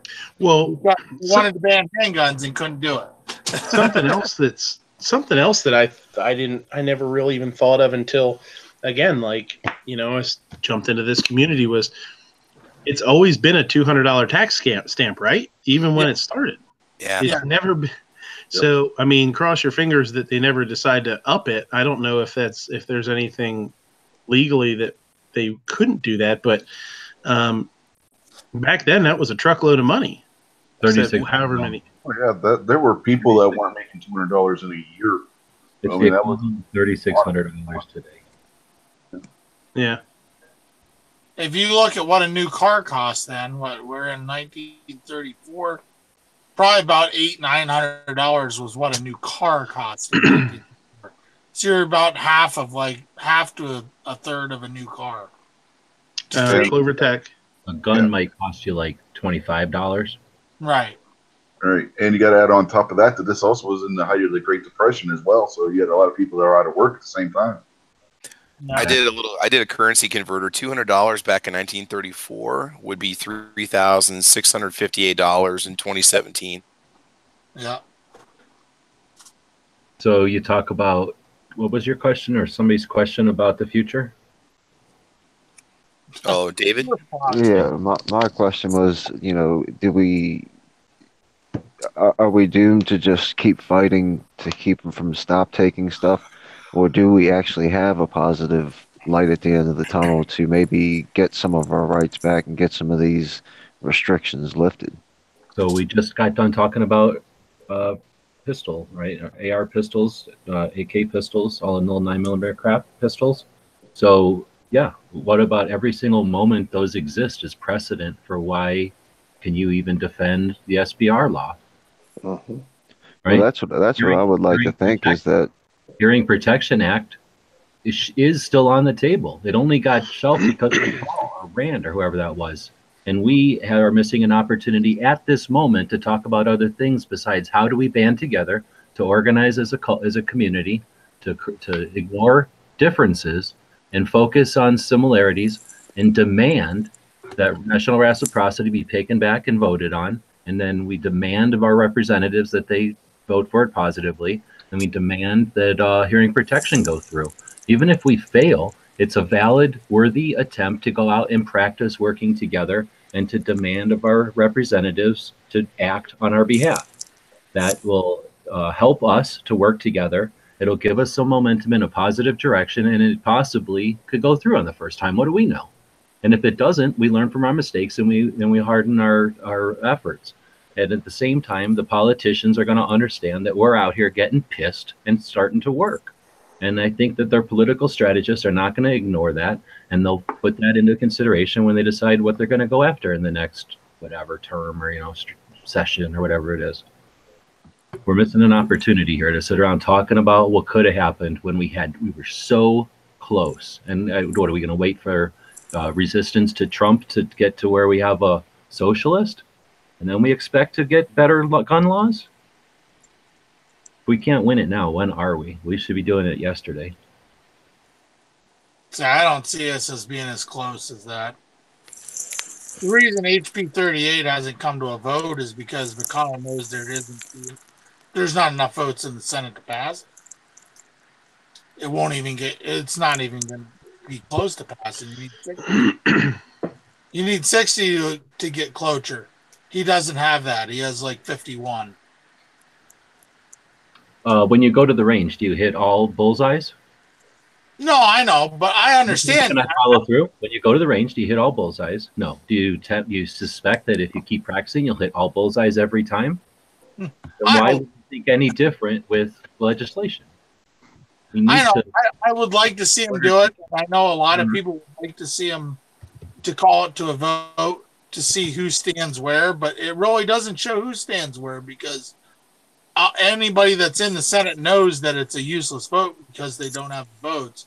So they can vote one way or the other and not care. In a scenario where there's no consequences to their action, I would agree with you. If we're talking about how do we change things, we offer consequences to their action or inaction. And we demand of action. And when they either do something incorrectly or do nothing, which is an action, we offer consequences. Again, are we going to ever do this by sitting around saying how it'll never happen? Or do we work on it? Matt said, why don't we have a rally?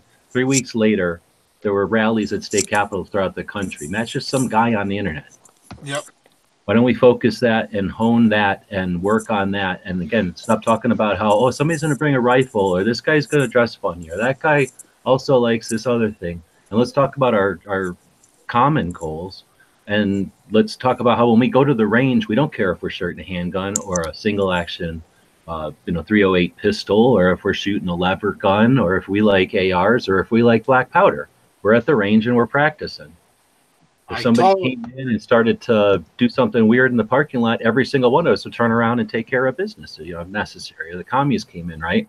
So how is this any different? We have to learn to work together. No one's going to come say, "Oh, here's your magic apple. Go ahead and take a big ass bite of that."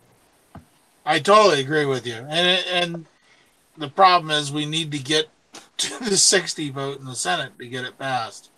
So I'm hoping. All we need to do is hit all 10s. None of us hit all 10s, but we still go to the range and practice. If our goal is to have no NFA, do we simply say, well, I'll wait until I get a perfect shot at it? I'm not going to bowl until I know I'm going to hit a strike. Oh, I understand what you're saying. I'm just saying, I know, knowing what has happened in history throughout, McConnell's not going to call the vote because he doesn't want to, because he doesn't have 60 votes. That almost every time, Senate, Congress, whatever, they're only going to call a vote on stuff that they know is going to pass. Or it's just the way it is. The Senate's only going to call a vote. That was the way it was. If we expect it to change, we have to do different actions. If we sit around and say it's always been some way, guess what? It's always going to be that way. So if we decide to work together and put a consistent call out for a demand and action, and then have consequences when they don't do that, or they do nothing, which is an action, that's a thing. We can go back and forth, but we're just saying this. You're saying it's never going to change, and I'm saying it's going to change as soon as we do something to change it. We're saying the same thing. No, we're not, because I'm not saying it's always been this way, so let's not do nothing. I'm saying if we understand that it's always been this way, change the rules. If there's no consequences, then who provides consequences? Not Baskin Robbins. We provide consequences. If we demand something and nothing's done, we follow through. We haven't followed through in the past. That's my suggestion to change. Organize, ask or demand, wait a minute, and then consequences. That's what happened in 1994. How many people remember 1994? Let's do a bunch of stuff. Let's ban assault weapons. Let's all be out of jobs. Let's have 10 years of never touching guns in politics. That's what happened in 94. We need another 94 where everyone loses a job because of this. And we get together and we say, look, you did this. We demanded this. You didn't do it. You're looking for a new job. Here's the next person comes in. We say, we hired you. Do this. If they don't, go get another job. We're hiring the next person. Right, but if all the Republican senators vote yes for the national reciprocity, and all the Democrats vote no, it's still not going to pass. That's a saying what happened yesterday. I don't give a shit what happened. Sorry, I don't care what happened yesterday. And what the hell is this Democrats, Republicans? I don't care what R is in front of their name. We demand this. You don't follow through, we get a new person for your job. Right, but the people who vote, the states that... I don't have to vote your way. No, you're a D. You're a representative of us. You vote this way or you get a new job. Right, but take Maryland, for instance. It's a Democratic state. The Democrats voted the Democrats in to vote against the gun bills. Mm-hmm. So, my question is, I believe take action. I believe do something. I believe get involved. But as far as like the national reciprocity thing in the Senate, do you put it up for vote and know that it's going to fail because everybody on the Republicans is going to vote yes for it, and everybody on the left side is going to vote no for it, and they still doesn't have 60 votes to get it passed. Unless Democrats vote for it, it's not going to pass. You understand that I'm suggesting it's time, if we expect a change, we don't get to just do what we always did, if we don't get to do nothing. I tried to change on election day, and I voted for the Republican, and we lost. The only change you can expect from doing nothing is something that happens to you. You're drifting, you're going to get taken along in the current. If you hope to change something, you want a fish in your hand, there's a fish in that lake. Do you only fish when there's going to be a strike and you're going to be able to reel in a fish? Since what part of life do we only attack it? Do you only gamble when you know you're going to win? Why do we say, oh, with politics, unless there's a certain outcome, why bother? How are we ever going to get to a place where there is a certain outcome? How do we ever create an environment where the outcome is deemed on what we want if we don't do something to demand that situation? You've got to lay the groundwork and get more Republicans in. I don't think Republicans and Democrats is the way to look at it. You can say that in history, Republicans voted for guns, but if you go forward and say, I don't expect a Democrat to vote for guns, you're never going to get a Democrat to vote for guns. And if you go forward and say all the Republicans are gonna, you're wrong because Republicans vote against it. My whole town is the full Democrats of aren't going to Democrats, vote for guns. and there's 8 gun shops. So do you think that Democrats are not going to vote for guns because they're Democrats and there's just something, or do you think Democrats aren't going to vote for guns because their constituents tell them not to vote for guns? It's because their constituents tell them not to vote for guns. Can we work on their constituents, or do we expect a Democrat representative to just change on their own? Well, they need to change into Republicans if we want them to. You're trying to be difficult, or are we having a real conversation? If we know that our vote to change is through their constituents, do we expect to change a constituent's mind, or at least have an open-ended conversation with a Democrat constituent if we say all Democrats hate guns? You don't want to have a conversation with a Democrat. Is that what you're shaking your head? No, I want to, but I don't think it's not done any good so far. Yeah, I try it all the time. Stop. Come on, this is super good. We're talking about having a discussion with a Democrat because a Democrat constituent is what controls a Democrat representative. So if you expect to have a conversation with a Democrat constituent, a person who's a peer, who is a Democrat voter, do you have any kind of conversation that's successful with someone by saying initially, all of you people vote this way, I want to change your mind? Or do you have a conversation with saying, I understand why you might vote this way. Can we talk about that? I mean, if we're going to say all Democrats do this, Democrats suck, Republicans are better, Democrats, Republicans, how can we ever expect to get Democrats to listen to us, let alone change their mind and talk to us? It's because they vote with their emotions right now. What G's saying is Democrat, exactly kind of what I'm talking about for the whole chat today is you got to give it a shot, but you got to come at it, a good way. Something too, when you're talking about the rallies is, seeing, Matt did it really quick, man. 3 weeks and we had people at the Capitals. We had 3 people in Harrisburg, right? And it really, and then the aftermath of people, like some people thought that was positive. Like I didn't. I mean, we went quick, right? And 3 of us showed up and we were there and we did our thing, right? That was cool. And there was a lot of people in the aftermath of that would say like, well, there was hardly anybody there. There was hardly anybody at our Capitol. And then they bitch about it. And they'd also bitch about the people that they couldn't get to, after the fact. They'd be like, oh, well, this person didn't promote him and that person didn't. And this person has 1 million subs and they didn't say anything about it.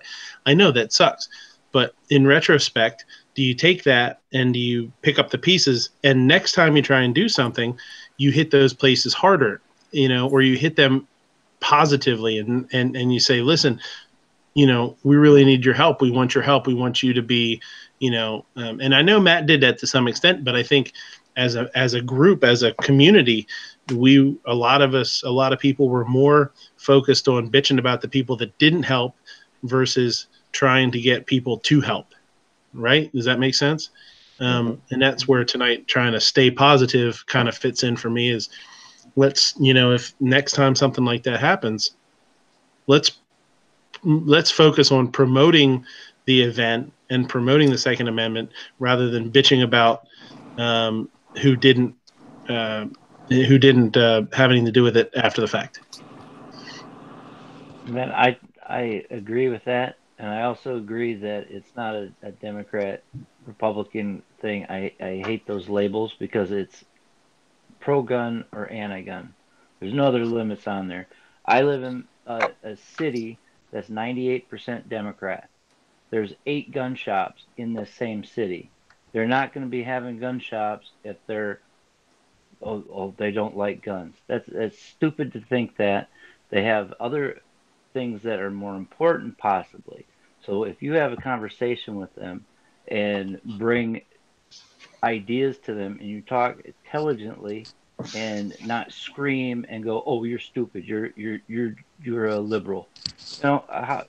If somebody came up to you and asked you to, buy cookies, and they said, "Oh, you're a stupid gun owner. You won't buy a cookie." Are you going to buy their cookies? I don't know. I guess that might not be the best analogy, but Well, if they my start whole off the town conversation is, with, "Hey, fascist, want to buy a cookie?" Right? yeah. Right. I agree that everybody it here. shouldn't be that way, Well, but at the no. national level, unfortunately, it is that way right now. It has been that way. It has been that way. It's not something written in stone. Like Democrats wake up every day and are like, "Rah, rah, rah," right? They just wake up and they're regular people. Look at the Kavanaugh confirmation. They all voted 100% down party lines. I do not honestly think that every Democrat was against him. I do not think that every Republican was for him, but they all voted straight down party lines. And Now, do until you we think can break that cycle, we're not going to do it without preparation. No, that's what we're saying. That's what we're talking about. That's the preparation. I agree. And but the if thing we for just me try is, to force this vote in, we're going to fail miserably without changing their mindset ahead of time. There's homework to be done prior to putting this up for a vote. Done deal, though. I don't think we have to have a done deal in order to effort. We gain. It's a win because we gain learning how to work together. We win because we've showed that we are. But if we push it through and it fails, when is the second opportunity? Tomorrow, the day after. Why am I ever suggesting they won't repeatedly put it back up in front of Congress? We may not see it for 20 more years. Dude, what are we talking about here? 20 more years? This is something that didn't even exist a couple of years ago. No, I thought we were talking about NFA. Oh, I'm sorry. I was thinking HR 38. Yeah. No, I'm saying. And I thought that's what we were talking about. I've thought about putting that up in front. And if not, I apologize. Yeah, that's what we're talking about, right? Hearing protection and the HR 38. Yeah. If we put it up and it fails and it gets downvoted, when is the second opportunity to rally it back up again? You can't repeatedly put it into Congress and it fail. We have to do the groundwork. No, not at all. Look at the anti-gun stuff. It comes up 5 seconds after an atrocity. They have that stuff sitting in waiting. You must have the next one, the next draft of it, right? Because it's something like, I think the way it is the person who, what is it called, like promotes it or suggests it, like the author of it. Like, let's say they're elected and they offer a bill and it's for nomination or whatever, and years go by and that person is out of office now. They don't get reelected. I think that's when the bill has to be reintroduced, right? So I think that these things have a lifespan based on whoever introduced it or something like that. So this might be probably true. This is like the first iteration of it, but I'm all about, like, if it fails, big deal. We learn from our failure. This is a bunch of drafts. I mean, come on, look at our laws that get started. I don't think that it's that big of a hard thing to get a bill started, especially, again, if we're talking about a scenario where a whole bunch of gun owners out of nowhere decided to work together and really push their representatives on both sides of the aisle to get this thing passed. And it didn't, but it got some amount of votes, and it got pulled back off the shelf, which is in itself something that would be a tremendous victory. Now, when it gets reintroduced, they're going to have to scratch their heads and go, oh, do we just swat this down? Because this isn't just an annoying gnat. This is a persistent fly that has come straight back from where it came from after we swatted it away the last time. Are we going to be aggravating some very motivated people, and by swatting this away, we're going to get them even more aggravated? Or should maybe we just kind of bite our tongue and let this one move through? I don't know. All I'm saying is I really don't care, because I don't think the win for us is necessarily, it's not an all or nothing game here. It's not like you either get it or we got to go home with no Second Amendment. We're not playing for pink slips. They don't play for pink slips. They're just pushing stuff over, and every once in a while it comes through and then they win. We need to be pushing stuff daily. So if the HR 38 doesn't go through or hearing suppression doesn't go through, who cares? Like I say, our win is that we learned how to work together, that we showed that we're interested in working together across our differences to push something like this through, that we're motivated and we're looking for blood. And if it doesn't come right back, consequences. You're out of office. Get us somebody in here who will put this back on the table, because we want this through. If the more that we get together and do that, that's super scary to our representatives. They don't like people who want things. They want people who are looking for free handouts and shit, right? So pretty much sums it up. I think we probably were saying the same thing. We need to go ahead and get those people in there that will represent us. And I do agree that I misunderstood the very beginning of it because I was switching back to my phone. My internet went out, but I'm on the page now. Oh, I understand. Plus, this place is always difficult to navigate. It's so sticky with, like, I guess this is syrup. I hope it's syrup or something all over the place in here. It happens. Mm-hmm. It happens. You would think that the bacon grease would offset it, but it just doesn't. It's just not enough. Some places it is really greasy, but yeah, most of the places are sticky. There you go. There's a bacon pancakes batch. Bacon That's the good shit right there. Has anybody ever used clear syrup on their pancakes? Oh, Carol syrup? Yeah. When I was a kid, my grandma loved it. Yeah, it's just corn syrup, straight corn syrup. It's just Yeah, I used to eat it when I was younger. I got the limited edition Midnight Range patch. Is it orange? There it is. Is it a waffle? That's right. There it is. You know why the face? You know why the face looks a little extra brown? Left in the oven too long. Oh yeah, I'm not going to tell you why. that guy's putting hard work, spends all that work on patches, and he's going to put him on his toilet. Disrespectful. Disrespectful. And I know I'm G's favorite Gun Channels member because I read that note. Yeah, that was a good one. I've never even looked at my notes. I mean, I know that they say hashtags on there, but yeah, that's it. Yeah, G hand writes them, so I can't scan them. Ah. Yeah. Oh yeah, that doesn't work yet. It's not able to read that. I can only read printed text from a actual typeface.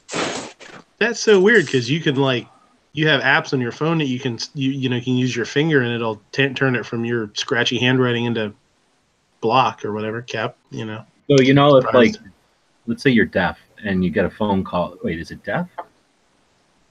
Yeah, if you're deaf and you get a phone call, a TTY operator will come on and translate. Mm-hmm. Yep. They have something like that for visually impaired, to where you can email a picture of something, and some impartial third party will say she's got big boobs and she's got no pants on. Right? Well, it's a win-win. There are apps that have a third party, and you can kind of volunteer, and I don't know how exactly who these individuals are, but you can take a picture of something and send it to them, and they'll say, "Oh, it's a black shirt," or "Oh, it's a so they'll address and no pants on." Yeah. They'll address a specific question about a picture. They just won't sit there and describe it for half an hour. There are some. I've went through different ones, and I know there's multiple ones, and if you're on, some of them you can ask questions. Other ones you take a picture and it'll it just kind of gives you a basic thing, or it's a textile. They won't tell you if it's a shirt or not or whatever. But there's a bunch of them out there. Hey, Midnight, I'm going to go and drop out, man. I appreciate the invite. I got to catch some Z's. No, very cool, man. Thanks for stopping in. Thanks a lot, man. Appreciate it. You guys have a good night, all right? See you later, Travis. Take care, guys. I need to do the same thing. Bye, Felicia. Bye, Felicia. Yeah. Where are you going, Gary? You don't have anywhere to be. No doubt, man. I got to give him 5.5 hours. Gary's going to fly to Coop. Yeah. You guys want to do a little plug before you go? Go ahead. Yeah, get over to getovergunchannels.com, sign up for a membership. No. Get on over to guntube.org. Make it happen, man. It's all good. Very cool. Yeah. Thanks, buddy. Later. Yep. If you're getting out of here, or RL, if you're getting out of here and you want to do a little plug, see what you got coming up. Yeah, I'm getting everything Travis said, plus for the last 6 minutes, it's still every second matters. So happy every second matters, everybody.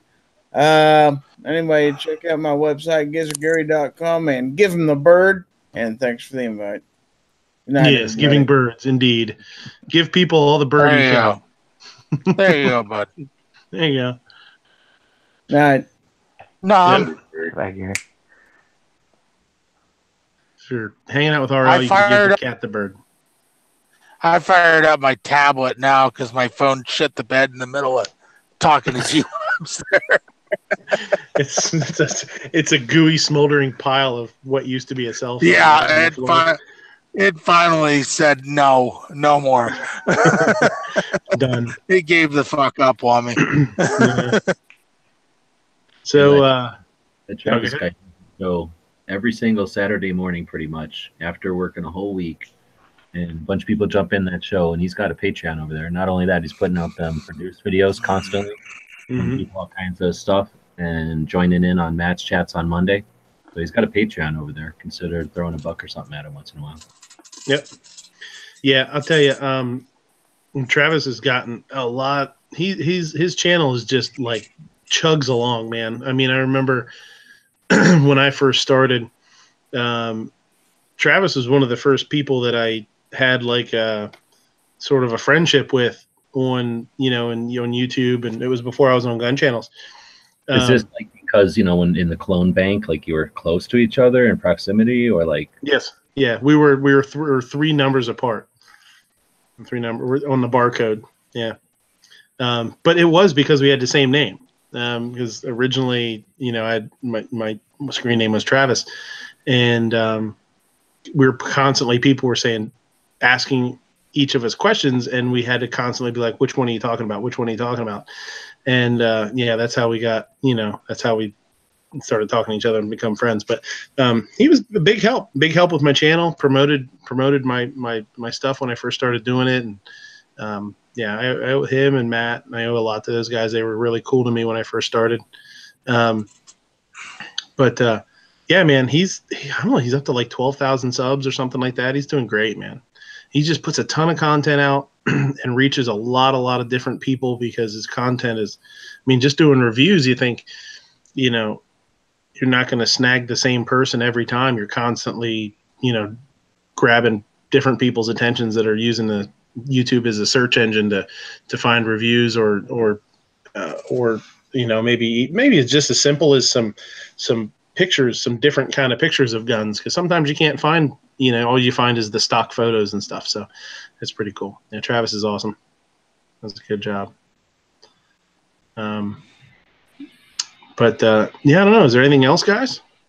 We've been at it for a while. This is honestly super successful. I'm really happy with how tonight went, to tell you the truth. I think it's a really successful night. I think it was sort of, I hope it was good to listen to. I would imagine it was. I say your first video today was really good. That was today, technically. That's right. That was at like 1:30, 2 o'clock in the morning. Yeah, that was my mail call for Every Second Matters. Absolutely. That was pretty fun, honestly. Like, and you know what? I thought about doing something like that once before when the blind challenge, when you started doing the blind challenge. I was like, what would be some other stuff to do blind? I was like, no, that would be, I guess you could do that. But, then when you did a mail call, I was like, oh shit, that's perfect. Like, I'll just do the next one. And it was like, a couple days ago or whatever. So it was super fresh in my mind. That was really fun. That was a neat thing to do. I like the letter. I could never do the letter because that was, that I try to be serious, I'm trying to be professional. Well, for you, it was the whole thing with you was when you did it, I started thinking about it, and it made me think like how awesome it is that you have the ability to not just guess, but figure out what things were. I was like, man, that's really amazing. And when I started doing it, when I was like, I knew I was screwed as soon as I dumped the thing out. I was like, oh, I'm fucked. There's no way I'm going to be able to figure this out. And then I couldn't even get, the easiest thing on the planet was the Wolverine patch, and I still got that wrong. I was like, I think this, I was like, I felt his leg, and I was like, I think this is the AK. And it was his leg. And that would, I mean, it doesn't get any easier than a freaking Wolverine patch. So when I was like, I don't know, I knew I was toast. You were getting real comfortable with the real fancy on that leg. I was getting real fancy on that leg. Those tights were getting tight on that Wolverine patch. So Yeah, that was a good one. So then I was like, all right, I'm just going to have fun with it. And I really thought originally I was going to like, okay, I'm really going to see if I can figure this out. And you know what? If I could get a couple things, that would be really cool. And as soon as I was like, oh shit, I can't even figure out the patch, I was toast. And I was like, sticker? Who the hell knows? It's a fucking sticker, probably, maybe. I don't know. But it was fun. I'm glad I got some cool comments that people thought that was a neat idea. So yeah, I'm glad I did it. I thought it was fun. Maybe I'll do another one. Yeah, you missed a real opportunity around Halloween to do one. You could have did like blindfolded julienne potatoes and then have like a fake hand and chopping, and all of a sudden you start chopping off a fake finger. Yeah. took a little chunk out of my finger the other day cutting chicken. Seven Wonder says he hasn't advice and vodka for everyone. Say again, buddy. I noticed you had a blue Band-Aid on your hand one day in one of your videos. Your grandfather's gun. Yeah, it was the tiniest little. I just took like a little tiny chunk out of it. It was like hardly anything, but it gets it's at a weird spot and can't keep damn Band-Aids on it, and it wasn't healing because it was whenever you do if you cut your finger and it's a slice, it heals really quick. But when you sort of skim, like I skimmed the palm of my hand on the heel of my hand here, and it leaves like a little a circle, like a cut, like a slice off of it, like you shave some of it off. That takes forever to heal up or sore as hell. The worst part is like when you chop the tip off.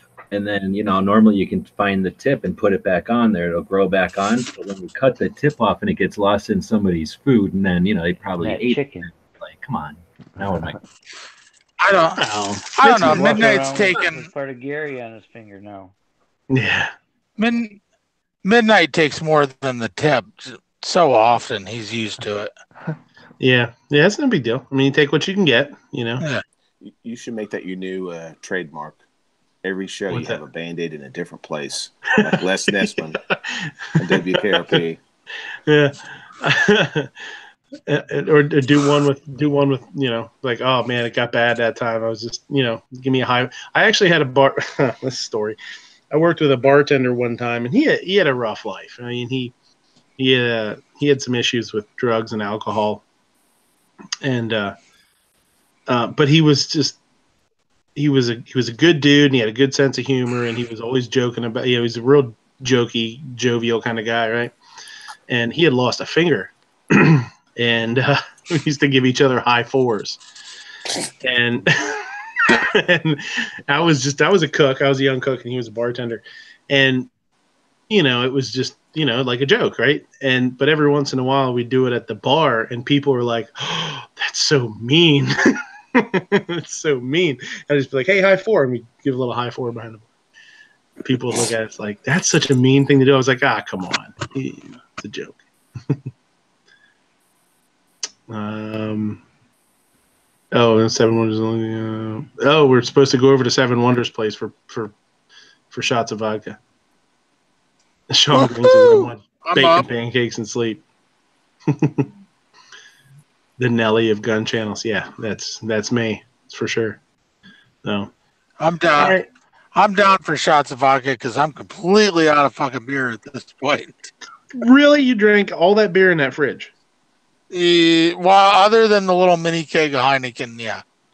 I haven't cracked the little mini keg of Heineken yet. Well, I say quit bitching out. All the bottled beer is gone. I'm done. Well, if you're real careful, you can just take a hammer to the top of that and hold the beer bottle upside down, and it'll just fill itself, and then you can. I know. I don't want to crack that though, because if I crack that, then I have to drink it. That's just the way it works. That's another another friggin' 16, 18 beers, and don't do it. I don't know. Obnoxious is trying to troll, but he says, why are holding up that sign about Patriot in Athens dark? That's so mean. Okay, buddy. Fuck, I think he drank more than I did. You know what they say? The worst thing that a comedian can hear is the sound of silence. See, look how angry your Patch is. He's mad because your joke sucked. So mad. Oh man. So we were up to like 30 something or other viewers tonight. That's awesome. I think we had a really, really good comment section too. People were talking back and forth. Let's close it up before I screw it up, Jimenez Tooth. Because inevitably, if we keep going, I'm going to say something stupid and I'm in trouble. Too late. Too late. Son of a bitch. I knew it. I knew it. Absolutely. Just because I went to voting day doesn't mean I screwed it up.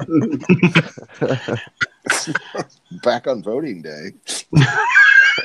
Back when I was your kid, back when I was your age, we used to have to walk uphill both ways, no shoes, in the snow for voting day. I'm like, shut I said it all snarky on voting day. I did this.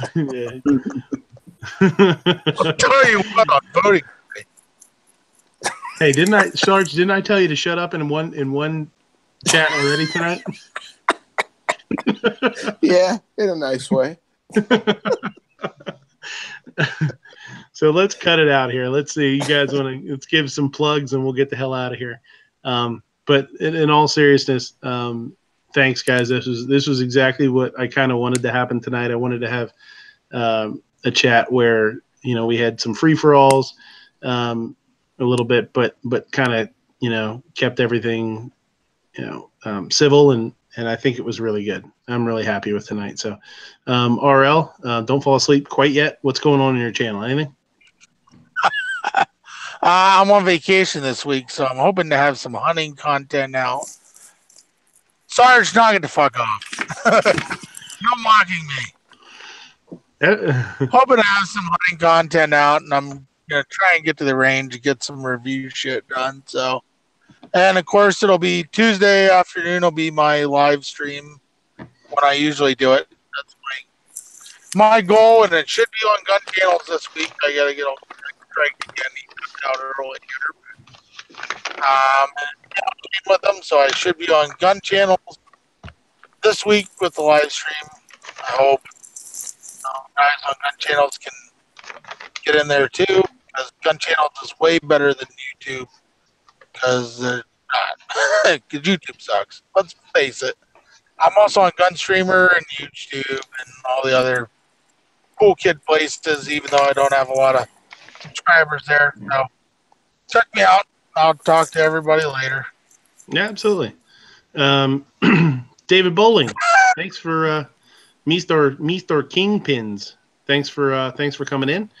I appreciate it. I think you do a great job in starting conversations in the chats. I did want to say that. I think that's it's awesome to have you around. So, what do you got going on? Oh man, thanks for having me. Always a good conversation. And instead of checking out my channel, go check out Dead Horse. That dude is really cool. He opens up lobbies and just, hey, come on in and hang out for a little while. And every time I get a chance to, I'll stop in and say hi to him. So if you notice that he's got a lobby open, hop in there. And he's a good guy. A lot of good people hang out on that lobby. And so check him out if you get a chance. And definitely, take the link from Gun Channels. I will say this too. And when I was new, I didn't quite. This is kind of one of the things that some people don't get right away until they're around for a little while. Is some of the chats like Dead Horse's chat, or some of G's chats, or Knives chats, Pawnery's chats that are lobbies. Even some of the new people don't remember the way the lobbies were. They don't always check the panel, the chat a whole lot. Molon lobbies.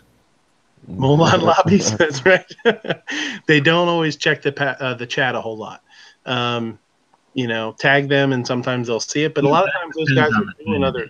That depends on the time of day. Knives pays attention to his chat, and he drops links constantly. But if you get to like 2 a.m. and there's been nobody in the external chat since 11 p.m., then yeah, we're all just in there BSing. But you can text people or just keep laughing. Yep. You could go back and check it. But yeah, you're right. But late at night, usually in the afternoons, people are. Well, what I was going to say too is a lot of times those guys are doing other stuff. Like Pawnery will get on at work, or Dead Horse will be reloading or something. So sometimes they're literally, just having a conversation and having, an open lobby so that anybody can jump in. But because I've seen that a couple times lately where people are like, oh, these guys aren't checking the chats. It's not intended for that always. Sometimes it is, sometimes it's not. So I just something. And of course, if it's Midnight's chat, nobody cares. So that's right. I mean, you say whatever you want. Nobody's gonna care. It's cool. So, G, what you got going on? Anything cool coming up? I know you've been doing a lot of. You had a couple of polls out there on things that you wanted people to chime in on what they want to see from your channel. Yeah, seeing what the results of those are. I'll let them cook for a little while. But thanks for doing the chat. It's nice to have a consistent Sunday night chat, even if you steal audience away from little girls. I guess that makes They deserve it. They deserve it. They have their you know what? They do a good job. I will say they have a cool thing going, and I will say that I am one of the biggest proponents. I've always said, check out Gun Gals. I actually tried to get Gun Gals started before there was Gun Gals. I actually hit up Ghost and some of the other guys to see if their wives said their wives should start a show, and it didn't go anywhere for a while. And then Gunpowder and all those miscreants got together and started Gun Gals, it's really cool. It's really neat to have somebody out there. It's good to have something for everybody. It's so important for somewhere like Gun Channels, because you want to be able to have something so that no matter who stops by, there's something that catches their eye. All right. That rhymed. Yeah, I know. As soon as I said it, I was like, that sounds dumb. Patriot, what's up? Oh, not much. I was trying to start a website too. A group, blind dating. Mm-hmm. Yeah. I would, I'm married now, but eventually my wife's going to get rid of me, and I'm probably going to need to go to a site that everybody's blind. So I'll keep that in mind. I'll look you up. Actually, there's a good story about that, but it's not for right now, for sure. Even on your chat at Sunday night, it's late. But no, thanks for having me. I'm on all the platforms, I guess. Come check them out if you like it. Mm-hmm. You can subscribe. It won't hurt my feelings. I gotta try to catch up to Gun Snob because he's really beating me. So, but yeah, thanks for having me. He's like that. He's a jerk. He wants to take advantage of people with disabilities. Well, and also with the blind challenge thing, I am trying to wind it down because I'd like to get this stuff done, before, I don't know, New Year's. Mm-hmm. So hopefully in the next week or so. I'm hoping, I got a couple good ones today, and yeah. Now and I'll tell you on what. Those other guys. Anybody that that was my next comment for sure. Go ahead.